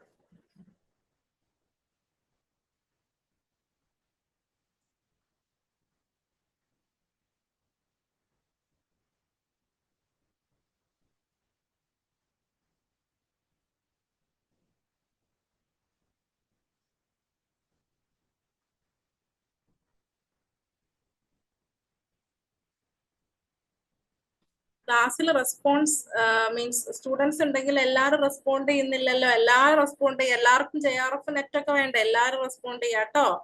എല്ലാവരും ചെയ്യാ, തെറ്റിയാലും പ്രശ്നമില്ല, ചെയ്യാം, വായിച്ചിട്ട് ചെയ്യാം. പിന്നെ ബാക്കിയുള്ളവര് ഇത് പറഞ്ഞതുകൊണ്ട് നിങ്ങളിപ്പോ ഒന്നാവും വിചാരിച്ചിട്ടുണ്ടാവും. ബാക്കിയുള്ളവരൊക്കെ 2 പറയുമ്പോ എല്ലാവരും 2 ചെയ്യാൻ നിൽക്കണ്ട. നിങ്ങൾക്ക് സെൽഫ് ആയിട്ട് കൺഫ്യൂഷൻ ഉണ്ടാവരുത്. നിങ്ങൾക്ക് ഏതാണോ ശരിയെന്ന് തോന്നുന്നത് അത് ചെയ്യാം. അത് എന്തുകൊണ്ട് അങ്ങനെ പറഞ്ഞെന്ന് വെച്ചിട്ടുണ്ടെങ്കിൽ എന്തുകൊണ്ട് അത് തെറ്റി, ഞാൻ അങ്ങനെ ചിന്തിക്കണമായിരുന്നു എന്ന് നിങ്ങൾക്ക് മനസ്സിലാവും. ഓക്കെ, മെറ്റാ കോഗ്നിഷൻ, അതായത് നമുക്ക് നമ്മുടെ തിങ്കിങ്ങിനെ പറ്റി തന്നെ മനസ്സിലാവും. ഓക്കെ, കുറെ മിക്സ്ഡ് ആൻസേഴ്സ് ആണ് വരുന്നത്. 3, 4 മിക്സ്ഡ് ആൻസേഴ്സ് ആണ്. 4 ആണോ 3 ആണോ എന്നൊക്കെ ചോദിക്കുന്നുണ്ട്, നമുക്ക് നോക്കാം കേട്ടോ. ഓക്കെ, കറക്റ്റ് ആൻസർ 3 ആണ്. അപ്പൊ 3 എഴുതിയിട്ടുള്ള എല്ലാവർക്കും കൺഗ്രാറ്റുലേഷൻസ്. ഇത് സ്റ്റേജസ് ഓഫ് ടീച്ചിങ്ങിൽ വന്നിട്ടുള്ള ക്വസ്റ്റ്യൻ ആണ്. പ്രീ ആക്റ്റീവിൽ എന്താ നടക്കുക, നമ്മൾ പ്ലാനിങ് മാത്രമേ നടക്കുന്നുള്ളൂ. എങ്ങനെ പഠിപ്പിക്കാം, എന്തൊക്കെ ഗോൾസ് ഉണ്ട്, നമ്മളുടെ കണ്ടന്റ് എന്താണ്, എന്തൊക്കെ സ്ട്രാറ്റജി യൂസ് ചെയ്യണം, ഈ കാര്യങ്ങളെ പറ്റിയിട്ടൊക്കെ ടീച്ചർ പ്ലാൻ ചെയ്യുന്ന സ്റ്റേജ് ആണ് പ്രീ ആക്റ്റീവ്. ഇന്ററാക്റ്റീവ് സ്റ്റേജിലാണ് ആക്ച്വൽ ടീച്ചിങ് നടക്കുക. എങ്ങനെ ക്ലാസ് റൂമിൽ ഇന്ററാക്ട് ചെയ്യണം, ഡയഗ്നോസിസ്, എന്തൊക്കെ കുട്ടികൾ എന്തൊക്കെ മനസ്സിലാക്കി, ഇതൊക്കെ നടക്കുന്നത് ഇന്ററാക്റ്റീവ് സ്റ്റേജിലാണ്. പിന്നെയാണ് പോസ്റ്റ് ആക്റ്റീവ് സ്റ്റേജ്, അതായത് ഇവാലുവേറ്റ് ചെയ്യുന്നത്, ടെസ്റ്റിംഗ് ഒക്കെ നടത്തുന്നത് പോസ്റ്റ് ആക്റ്റീവ് സ്റ്റേജിലാണ്. സ്റ്റേറ്റ്മെന്റ് വൈസ് എക്സ്പ്ലനേഷൻ നോക്കുകയാണെങ്കിൽ A കറക്റ്റ് ആണ്. കാരണം എന്താണ്, അണ്ടർസ്റ്റാൻഡിങ് ലേണേഴ്സ് നീഡ്സ് എബിലിറ്റി, അതായത് ഈ ഒരു ഇന്ററാക്ഷൻ സ്റ്റേജിലാണ് എന്തൊക്കെ കാര്യങ്ങളാണ് കുട്ടി, എന്തൊക്കെ നീഡ് ഉണ്ട് കുട്ടിക്ക്, എന്തൊക്കെ എബിലിറ്റീസ് ഉണ്ട്, എന്തൊക്കെ കാര്യങ്ങൾ കുട്ടി മനസ്സിലാക്കുന്നുണ്ട് അല്ലെ. ഇടയ്ക്കിടയ്ക്ക് ചോദിക്കൂലേ, ഓക്കെ ആണോ, നിങ്ങൾക്ക് മനസ്സിലായോ, അതെന്താ ഞാൻ ചെയ്യുന്നത്, ഞാൻ ഡയഗ്നോസിസ് ചെയ്യാണ്, നിങ്ങൾക്ക് എന്തൊക്കെ മനസ്സിലായിട്ടുണ്ടെന്ന് ഞാൻ ഡയഗ്നോസ് ചെയ്യാണ് ആ ഒരു സ്റ്റേജിൽ ചെയ്യുന്നത്. ഓക്കെ, അപ്പൊ A കറക്റ്റ് ആയത് അതുകൊണ്ടാണ്. B എന്ന് പറഞ്ഞാൽ എന്താ, ഫീഡ്ബാക്ക് എന്ന് പറയുന്നത് എന്താണ്, ഫീഡ്ബാക്ക് നടക്കുക എല്ലാം കഴിഞ്ഞിട്ടാ, പോസ്റ്റ് ആക്റ്റീവ് സ്റ്റേജിലാണ്, ഒരു ഡൗട്ടും ഇല്ല. C ഇൻകറക്റ്റ് ആവാൻ കാരണം ഗോൾസും അതുപോലെ തന്നെ കണ്ടന്റ് ഒക്കെ ഡിസൈഡ് ചെയ്യുന്നത് എപ്പോഴാണ്, എല്ലാം കഴിഞ്ഞിട്ടല്ല. എല്ലാം കഴിഞ്ഞിട്ട് ഗ്ലോബലൈസേഷൻ പഠിപ്പിക്കുമ്പോ എന്താണ്, ലാസ്റ്റ് കണ്ടന്റും എടുത്ത് ഫീഡ്ബാക്കിന്റെ അപ്പോഴാണോ ഞാൻ ഗ്ലോബലൈസേഷൻ പഠിപ്പിക്കുക, എന്തൊക്കെയാണ് ഇതിലൂടെ കുട്ടികൾക്ക് എന്താ അച്ചീവ് ചെയ്യേണ്ടതെന്ന് മനസ്സിലാക്കുക അല്ല, അല്ലേ. 3 നോക്കിയാൽ നിങ്ങൾക്ക് അറിയാം. Fixing of goals and content എന്ന് പറയുന്നത് പോസ്റ്റ് ആക്റ്റീവിലല്ല. ഗോളൊക്കെ എപ്പോഴാണ് ഫിക്സ് ചെയ്യുന്നത്, പ്രീ ആക്റ്റീവിൽ ഫിക്സ് ചെയ്യുന്നുണ്ട്. അതുകൊണ്ടാണ് D എന്ന് പറയുന്നത് റോങ് ആയിട്ട്, ഏതാണ് റോങ് ആയിട്ടുള്ളത്, C എന്ന് പറയുന്നത് റോങ് ആയിട്ടുള്ളത്. അപ്പൊ C ഓപ്ഷനിൽ വന്നതുകൊണ്ട് എന്താണ്, അതെല്ലാവർക്കും റോങ് ആയെന്ന് മനസ്സിലായിട്ടുണ്ട്, കാരണം ആരും 2 എഴുതിയിട്ടില്ല. ഓക്കെ, പിന്നെ D എന്ന് പറഞ്ഞിട്ടുണ്ടെങ്കിൽ എന്താണ്, സെലക്ടിങ് ടെസ്റ്റിംഗ് ഡിവൈസ്, ഇവാലുവേഷൻ ടൂളുകളൊക്കെ, അതായത് നമ്മൾ ടെസ്റ്റിംഗ് ഡിവൈസ് എന്ന് പറയുന്നത് ഇവാലുവേഷൻ ടൂളുകളെയാണ്. അതെപ്പോഴാണ്, പോസ്റ്റ് ആക്റ്റീവ് സ്റ്റേജിലാണ് നമ്മൾ ഇവാലുവേറ്റ് ചെയ്യുക. പിന്നെ ഇയിൽ എന്താണ്, plan teaching strategies are planned in the pre active stage. എന്തൊക്കെ സ്ട്രാറ്റജീസ് എടുക്കാമെന്ന് പ്ലാൻ ചെയ്യുന്നത് പ്രീ ആക്റ്റീവ് സ്റ്റേജിലാണ്, പോസ്റ്റ് ആക്റ്റീവ് സ്റ്റേജിലല്ല. ക്ലിയർ ആയ? അപ്പൊ വ്യക്തമായിട്ട് കാര്യങ്ങള് ക്വസ്റ്റ്യൻ വായിക്കുക. നിങ്ങൾ വായിക്കുമ്പോൾ ഉള്ള മിസ്റ്റേക്ക് കൊണ്ട് ചിലപ്പോൾ ക്വസ്റ്റ്യൻ റോങ് ആവാനുള്ള സാധ്യതയുണ്ട്, നിങ്ങളുടെ മാർക്ക് പോവും. അതുകൊണ്ട് വ്യക്തമായിട്ട് ഓർത്ത് വെക്കുക. ഇനി അടുത്ത എളുപ്പമുള്ളതാണ്, which of the following behavioural ability is associated with the affective domain of learner? Evaluation, 2 synthesis, 3 characterisation, 4 skilled movements. Last നമ്മളുടെ എക്സാമിൽ ചോദിച്ചിട്ടുള്ള പ്രീവിയസ് ഇയർ ക്വസ്റ്റ്യൻ ആണ് കേട്ടോ. ഇതിനെല്ലാവരും ആൻസർ ചെയ്യണം, നമ്മൾ പഠിച്ചതാണ്.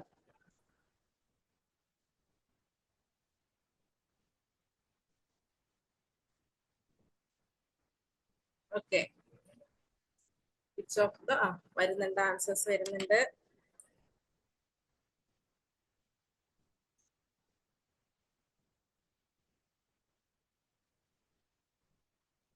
ഓക്കെ, അപ്പൊ ഇതിലെ കീവേഡ് എന്ന് പറയുന്നത് എന്താണ്? അഫക്റ്റീവ് ഡൊമൈൻ ആണ് അല്ലേ? അപ്പൊ ഇതിൽ നമ്മൾ പഠിക്കേണ്ട കാര്യം ആ ഒരു പിരമിഡ് പോലെ ഉണ്ടായിരുന്നല്ലോ. പിരമിഡ് പോലെ ഉള്ളത് മനസ്സിലാക്കി വെച്ചാൽ ഈ ക്വസ്റ്റ്യൻ ആൻസർ ചെയ്യാൻ പറ്റും. ഇതിൽ അഫക്റ്റീവ് ഡൊമൈനിലുള്ള ഏതാണെന്നാണ് ചോദിച്ചത്. അപ്പൊ ഇവാലുവേഷൻ ഉണ്ട്, സിന്തസിസ് ഉണ്ട്, ക്യാരക്ടറൈസേഷൻ ഉണ്ട്, സ്കിൽഡ് മൂവ്മെന്റ്സ് ഉണ്ട്. അപ്പൊ ഇതിൽ ഏതാണ് ഇവാലുവേഷനിൽ വരിക? ഏതാണ് ഇവാലുവേഷനിൽ വരിക? നമുക്ക് നോക്കിയാലോ. അതായത് ക്യാരക്ടറൈസേഷൻ ആണ്. ഇങ്ങോട്ട് നോക്ക്, ഇവാലുവേഷനിൽ എന്താണ്? അഫക്റ്റീവ് അല്ലേ ചോദിച്ചത്? രണ്ടാമത്തത് കണ്ടോ? അഫക്റ്റീവ് ഡൊമൈനിൽ ആദ്യത്തെ മുകളിൽ കണ്ടോ ക്യാരക്ടറൈസ്? അപ്പൊ അതാണ് ഞാൻ പറഞ്ഞത്, ഇതിങ്ങനെ ബൈഹാർട്ട് ചെയ്ത് വെക്കണം. ഇത് ബൈഹാർട്ട് ചെയ്താൽ ഇതുപോലുള്ള ക്വസ്റ്റ്യൻ ഇനിയും ചോദിക്കാം. ഏതാണ് കോഗ്നിറ്റീവ് എന്ന് ചോദിച്ചാൽ ഈ knowledge, apprehension, application, analysis, synthesis, evaluation ഒക്കെ ഉണ്ട് അല്ലെ? സൈക്കോമോട്ടർ ഉണ്ട്. അപ്പൊ ഈ മൂന്നും ഓർത്ത് വെക്കുക. ഓക്കെ, ഈ തരത്തിലുള്ള ക്വസ്റ്റ്യൻ വരാം. ഓക്കെ, ഇവിടെ ഇവാലുവേഷൻ എന്ന് പറയുന്നത് കോഗ്നിറ്റീവ് ആണ്, സിന്തസിസ് കോഗ്നിറ്റീവ് ആണ്, ക്യാരക്ടറൈസേഷൻ ആണ് അഫക്റ്റീവിൽ വരുന്നത്. അതുകൊണ്ടാണ് ക്യാരക്ടറൈസേഷൻ എന്നുള്ളത് കറക്റ്റ് ആൻസർ ആയിട്ടുള്ളത്. പിന്നെ എന്ന് പറയുന്നത് സ്കിൽഡ് മൂവ്മെന്റ് ആണ്, സൈക്കോമോട്ടർ ആണ്. ക്ലിയർ അല്ലേ? അടുത്തത്, arrange the steps in the project method. A evaluation, B purpose, C recording, D execution, E planning. Choose the correct answer from the options given below. 1 A B C E D, 2 B D E C A, 3 A D B E C, 4 B E D C A.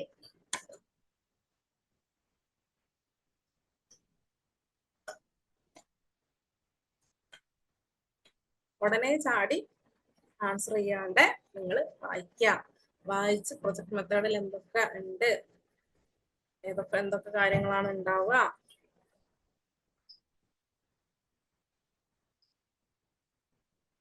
എല്ലാവരും അടിപൊളിയാണല്ലോ. അപ്പൊ സ്പീഡിന് വരുന്നുണ്ടല്ലോ answers ഒക്കെ. ഒരാള് 4 എഴുതുമ്പോൾ ബാക്കിയുള്ള 10 ആള് 4 എഴുതാതെ എന്തുകൊണ്ട് 4 ആണോ? മീൻസ് നിങ്ങൾ നിങ്ങളുടേതായിട്ടുള്ള ആൻസേഴ്സ് എഴുതാട്ടോ. അപ്പോഴേ നിങ്ങൾ കറക്റ്റ് ആയിട്ട് നിങ്ങൾ എന്താണ് കാര്യങ്ങൾ മനസ്സിലാക്കി സ്വന്തമായിട്ട് നമ്മൾ ശരിയാവുമ്പോൾ ഭയങ്കര സന്തോഷമാണല്ലോ. കോപ്പി അടിച്ച് ശരിയാകുമ്പോൾ അത്ര സന്തോഷമില്ലല്ലോ. അതാണ്.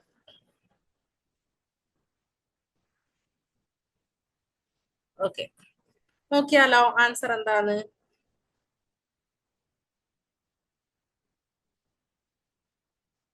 ഓക്കെ, കറക്റ്റ് ആൻസർ 4 ആണ്. എല്ലാവർക്കും ഒരു അടിപൊളി എന്താണ് മീൻസ് എല്ലാവരും നന്നായിട്ട് ചെയ്തിട്ടുണ്ട്. 4 ആണ് കറക്റ്റ് ആൻസർ. കറക്റ്റ് ആയിട്ടുള്ള സീക്വൻസ് നോക്കുകയാണെങ്കിൽ ആദ്യം പർപ്പസ് ആണ് അല്ലെ? പ്രൊജക്ടിന് മുന്നേ നമ്മൾ എന്താണ് ചെയ്യേണ്ടത്, നമ്മുടെ ഒബ്ജക്റ്റീവ്, നമ്മുടെ പർപ്പസ്. അപ്പൊ ഞാൻ വയനാട്ടിലുള്ള ട്രൈബിനെയാണ് പഠിക്കുന്നത്. എന്താണ് അതിന്റെ പർപ്പസ്, ഞാൻ എന്തിനു പഠിക്കുന്നു എന്നുള്ളതിനെ പറ്റിയിട്ടുള്ള ധാരണ ഉണ്ടാവണം. പ്രോപ്പർ ആയിട്ടുള്ള പ്ലാനിങ് ഉണ്ടാവണം. ഓക്കെ, ഞാൻ എങ്ങനെയാണ് ചെയ്യേണ്ടത്, എപ്പോൾ ഡാറ്റ കളക്ട് ചെയ്യണം, എപ്പോഴാണ് ഞാൻ പോകേണ്ടത്, എന്റെ സാമ്പിൾ ഏതൊക്കെയാണ്, എല്ലാ കാര്യങ്ങളും പ്ലാൻ ചെയ്യുക. എന്റെ മെത്തേഡ് എന്തൊക്കെയാണ്, എല്ലാ കാര്യങ്ങളും പ്ലാൻ ചെയ്യുക. ദെൻ എന്ത് ചെയ്യുക? ദെൻ എക്സിക്യൂട്ട് ചെയ്യുക. ഓക്കെ, പ്ലാൻ നമ്മൾ ഇംപ്ലിമെന്റ് ചെയ്യുക. ദെൻ റെക്കോർഡ് ചെയ്യുക. ഓക്കെ, എക്സിക്യൂട്ട് ചെയ്തതിനു ശേഷം നമ്മൾ റിസൾട്ടുകൾ റെക്കോർഡ് ചെയ്യുക. ദെൻ ഫൈനലി നമ്മളുടെ പ്രൊജക്ട് ഇവാലുവേറ്റ് ചെയ്യുന്നു. ഇനി അടുത്തത്, given below are 2 statements. ഒന്ന് അസേർഷൻ ആണ്, റീസണിങ് ആണ്. Assertion, hereditary influences an individual's learning abilities. Reason, hereditary influences an individual's learning abilities. Reason, socio-economic and socio-cultural factors also influences an individual learning abilities. In light of the above statements, choose the correct most appropriate answer from the option given below. Both A and R are correct, and R is the correct explanation of A. 2, both A and R are correct, but R is not the correct explanation of A. 3, A is correct, but R is incorrect. 4, A is correct. Answers വന്നു. Last എനിക്ക് വായിക്കാൻ സമയം കിട്ടിയില്ല. But R is correct. നമ്മൾ പഠിച്ചതാണല്ലേ? സ്പീഡിൽ വരുന്നുണ്ട് answers. കാരണം ഇതിന് കൂടുതൽ ചിന്തിക്കാനൊന്നുമില്ല. അത്രയും ഡീറ്റെയിൽ ആയിട്ട് നമ്മൾ പഠിച്ചിട്ടുണ്ട്.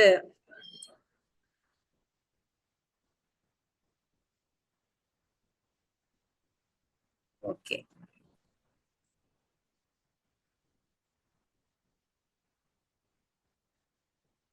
അടിപൊളി. നോക്കിയാലോ ആൻസേഴ്സ്? നോക്കിയാലോ? എന്താണ് both A and R are correct, but R is not the correct explanation of A. Okay, option B ആണ് കറക്റ്റ് ആയിട്ടുള്ള ആൻസർ. ഓക്കെ, കാരണം എന്താണ്, നമ്മൾ നേരത്തെ പറഞ്ഞ പോലെ ഹെറിഡിറ്ററി എന്ന് പറയുന്നത് ഇൻഡിവിജ്വൽ ലേണിങ്ങിനെ അഫക്ട് ചെയ്യുന്നുണ്ട്, അതുപോലെ സോഷ്യോ എക്കോണമിക്കും ഇൻഡിവിജ്വൽ ലേണിങ്ങിനെ അഫക്ട് ചെയ്യുന്നുണ്ട്. പക്ഷെ രണ്ടും എക്സ്പ്ലനേഷൻ അല്ല, എയുടെ എക്സ്പ്ലനേഷൻ അല്ല ആർ എന്ന് പറയുന്നത്. ഓക്കെ, അടുത്തത് select the correct statement. Blackboard allows step-by-step presentation of content. Bulletin board uses small magnet and made of tin or iron. Maps and atlases are the three-dimensional representation of the world. A field trip is a structured learning activity conducted outside the classroom. Flashcard are playing cards with audio messages in them. Choose the correct answers from the option given below. A, B, E, A, B, B, C, D, B, C, C, E. C യുടെ എഴുതാൻ മറന്നിട്ടുണ്ട്, C E ആണ്. D, A, D only.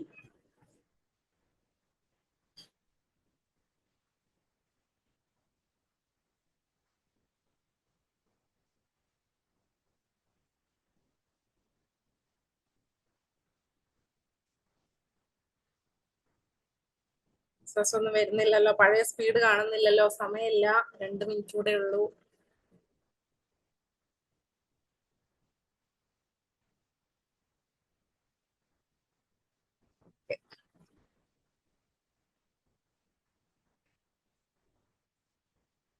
Answers വരുന്നുണ്ട്, നമുക്ക് എന്തായാലും നോക്കാം അല്ലെ, എന്താ നോക്കാം.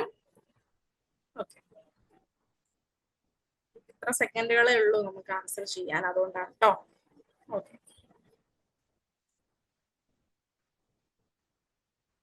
കറക്റ്റ് 4 ആണ്. ഓക്കെ, കാരണം എന്താണ്, ബ്ലാക്ക് ബോർഡ് ടീച്ചിങ് എന്ന് പറയുന്നത് എന്താണ്, കറക്റ്റ് ആണ് അല്ലെ, സ്റ്റെപ്പ് ബൈ സ്റ്റെപ്പ് പ്രസന്റേഷൻ ഉപയോഗിക്കുന്നുണ്ട്. പക്ഷെ ബി ഇൻകറക്റ്റ് ആണ്. ബുള്ളറ്റിൻ ബോർഡ് എന്ന് പറയുന്നത് പിന്നാണ് യൂസ് ചെയ്യുന്നത്, പിന്നൊക്കെ വെച്ചിട്ട് നമ്മൾ ഉപയോഗിക്കുന്നില്ലേ, നമ്മൾ ഈ ന്യൂസ് റിപ്പോർട്ടൊക്കെ പിൻ ചെയ്ത് വെക്കുക, നമ്മുടെ ക്ലാസ്സിന്റെ ഒക്കെ ബേക്കിൽ ഉണ്ടാവുമല്ലോ, മാഗ്നറ്റ് അല്ല. ഓക്കെ, മാഗ്നറ്റിക് ബോർഡ് എന്ന് പറയുന്നത് ഡിഫറെന്റ് ആയിട്ടുള്ള ടീച്ചിങ് എയ്ഡാണ്. അതുപോലെ മാപ്പും അറ്റ്ലസ് ഒക്കെ 2 ഡയമെൻഷണൽ ആണ്, 2D ആണ്. അതായത് 2D 3D ഒക്കെ ഉണ്ട് നമ്മൾ ഈ ടീച്ചിങ് എയ്ഡിന്. 2D എന്ന് പറയുമ്പോൾ എന്താണ്, വ്യക്തമായിട്ട് അതിന് എന്താണ് ഹൈറ്റും വിഡ്ത്തും ഒക്കെ ഉള്ളതാണ് നമ്മൾ 2D എന്ന് പറയുന്നത്. ഇപ്പൊ എക്സാമ്പിൾ ആയിട്ട് നമ്മുടെ മാപ്പ്, അറ്റ്ലസുകളൊക്കെ 2D ആണ്. 3D എന്ന് പറയുമ്പോൾ കുറച്ചുകൂടി എന്താണ്, ലെങ്ത്, വിഡ്ത്ത്, ഹൈറ്റ് ഒക്കെ ഉണ്ടാവും, കുറച്ചുകൂടി റിയൽ ആയിട്ട് തോന്നുന്നുണ്ടാവും. ഓക്കെ, ഇപ്പൊ എക്സാമ്പിൾ ആയിട്ട് ഒരു ഹ്യൂമൻ ബോഡിയുടെ സ്പെസിമെൻ, അതുപോലെ തന്നെ എന്താണ് ഗ്ലോബ്, ഇതൊക്കെയാണ് കുറച്ചുകൂടി, അതിനേക്കാളും കുറച്ചുകൂടി. ഇപ്പൊ നെറ്റ് ഒക്കെ 2D 3D 4D എന്ന് പറയുമ്പോൾ അറിയാലോ. 4D എന്ന് പറയുമ്പോൾ കുറച്ചുകൂടി എന്താണ്, മൂവിങ് ആയിട്ടുള്ള, കുറച്ചുകൂടി ഇപ്പൊ വീഡിയോ, എക്സാമ്പിൾ ആയിട്ട് ഒരു വീഡിയോ, ഒരു ടോപ്പിക്കിന്റെ ഒരു വീഡിയോ, ഒരു AI വീഡിയോ, അത് കുറച്ചുകൂടി എന്താണ്, അപ്ഡേറ്റഡ് ആയിട്ടുള്ളതാണല്ലോ. അതിനാണ് നമ്മൾ 4D എന്ന് നമുക്ക് പറയാം. അപ്പൊ ഈ തരത്തിൽ നമുക്ക് 2D 3D എന്ന് ഡിവൈഡ് ചെയ്യാം. പിന്നെ ഫീൽഡ് ട്രിപ്പും എന്താണ്, കറക്റ്റ് ആണ്. ഫീൽഡ് ട്രിപ്പ് എന്ന് പറയുന്നത് പ്ലാൻഡ് ആയിട്ടുള്ള സ്ട്രക്ചേർഡ് ആക്ടിവിറ്റി ആണ്. ഫ്ലാഷ് കാർഡ് എന്ന് പറയുന്നത് എന്താണ്, ഇൻകറക്റ്റ് ആണ്. കാരണം അത് എന്താണ്, വിഷ്വൽ കാർഡുകളാണ്, ഓഡിയോ മെസ്സേജ് അല്ല. ഇനി ലാസ്റ്റത്തെ ക്വസ്റ്റ്യൻ, 50 മണി ആയിട്ടുണ്ട്. ലാസ്റ്റത്തെ ക്വസ്റ്റ്യൻ നോക്കാം. Arrange the steps of the creative thinking process in the correct sequence. Preparation, evaluation, illumination, revision, incubation. A, B, C, D, E, E, D, C, B, A, D, C, B, E, A, A, E, C, B, D. Creative thinking process നമ്മൾ already എന്താണ് പഠിച്ചതാണ്.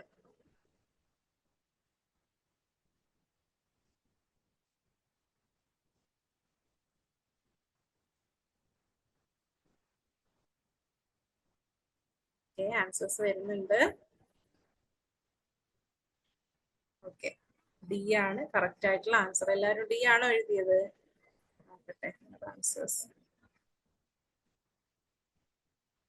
Okay, D ആണ്. Preparation, incubation, illumination, evaluation.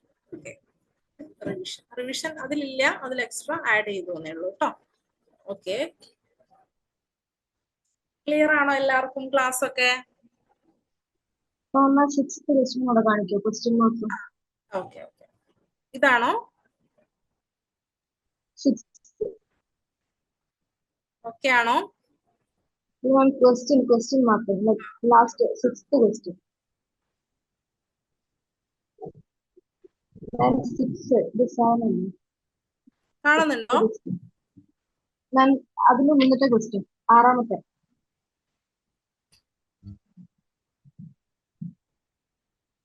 Question and question. ഇതാണ് 6ാമത്തെ question. Okay, okay. Then. Okay അല്ലേ? Okay, thank you. Okay. അപ്പം എന്താണ് നിങ്ങൾ അടുത്ത ക്ലാസ്സിൽ വരുമ്പോൾ ഇതൊക്കെ റിവൈസ് ചെയ്യാം, കാര്യങ്ങളെ പറ്റിയിട്ടൊക്കെ മനസ്സിലാക്കി വെക്കാം. അപ്പൊ അടുത്ത ക്ലാസ്സിൽ ചിലപ്പോൾ ഇതിൽ നിന്നൊക്കെ ഞാൻ പ്രീവൈക്ക് വിടാം കേട്ടോ. അപ്പൊ നിങ്ങൾക്ക് കുറച്ചുകൂടെ റിവൈസ് ചെയ്യാനൊക്കെ പറ്റും. അപ്പൊ എല്ലാവർക്കും ക്ലിയർ ആയെന്ന് വിശ്വസിക്കുന്നു. അപ്പൊ എല്ലാവരെയും 1.5 മണിക്കൂർ മീൻസ് എന്താണ് നിങ്ങൾ സപ്പോർട്ട് ചെയ്ത് നിങ്ങൾ അടിപൊളിയായിട്ട് ഇരുന്നു, നന്നായിട്ട് എൻഗേജ് ചെയ്തു ക്ലാസ്. അപ്പൊ എല്ലാവർക്കും എന്താണ് താങ്ക് യു. അപ്പൊ എല്ലാവരും എന്താണ് അടിപൊളിയായിട്ട് എക്സാമിന് പ്രിപ്പയർ ചെയ്യുക. സമയം കുറവാണ്, പ്രിപ്പയർ ചെയ്യുക. Okay, thank you. Good night.